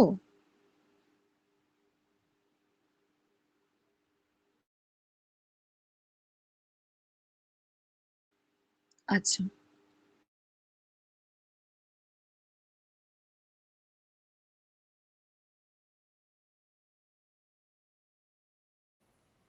হ্যাঁ ঠিক আছে। ঠিক আছে, তাহলে আজকের মতো এখানেই অশ্বত্থামা হতইতি করলাম। ঠিক আছে। 5 তারিখ নেক্সট ক্লাস থাকবে তোমাদের, এবং সেটা হচ্ছে আগামী পরশুদিন। সেখানে সোর্সেস অফ ইন্ডিয়ান হিস্ট্রি নিয়ে পাঠ শুরু করা, যেহেতু আমরা ভারতীয় তাই ভারতীয় ইতিহাস নিয়ে আমাদের প্রথম সেশনটা করা যাক। সেশনে থেকো, সোর্সেস অফ ইন্ডিয়ান হিস্ট্রি নিয়ে আমরা আলোচনা করবো ক্লাস। ঠিক আছে। ঠিক আছে স্যার একটা শুধু রিকোয়েস্ট, 5 তারিখ থেকে নেক্সট স্যার ক্লাস প্রথম ক্লাস টাইমটা আমাদের। হচ্ছে রাত্রি 9টা 9 PM। ঠিক আছে? স্যার একটা রিকোয়েস্ট স্যার, যদি আপনি নেক্সট ক্লাসে একটু পিওয়াইকিউটা একটু ডিটেলস একটু অ্যানালাইসিস করে আরে দিতেন ভাই তাহলে ভালো হতো। আমি যে চ্যাপ্টারটা পড়াবো সেই চ্যাপ্টারটা পিআইকিউ দেবো তো, শুরু চিন্তা করছো কেন? আচ্ছা আর ঠিক আছে, ওকে পিওয়াইকিউ যদি টোটাল পিওয়াইকিউ নিতে চাও সেটা 5 তারিখের পর আমি তোমাদের হোয়াটসঅ্যাপ গ্রুপে দিয়ে দেবো, ঠিক আছে? যারা যারা পেড গ্রুপে থাকবে সেখানে ঠিক আছে। টোটাল ওই paper wise ancient medieval modern আর ওয়ার্ল্ড হিস্ট্রি ওয়াইজ পুরো পিওয়াইকিউ দিয়ে দিচ্ছি, ঠিক আছে? ওকে ওকে থ্যাংক স্যার ইউ। বলছিলাম 5 তারিখে তাহলে কি তার আগে পে করে দিতে হবে আমাদেরকে, নাকি 5 তারিখে ক্লাসটা প্রথম ক্লাসটা? 5 তারিখটা করো না, ঠিক আছে? আচ্ছা বাকিটুকু ক্র্যাক এক্সারে তোমরা কথা, এই পেমেন্টের ব্যাপারটা নিয়ে আমি কিছু বলতে পারবো না, ঠিক আছে? ওটা রেসপেক্টিভ, ঠিক আছে? ঠিক আছে স্যার, থ্যাংক ইউ। ঠিক আছে, ভালো থেকো সবাই, good night, thank good you. Night.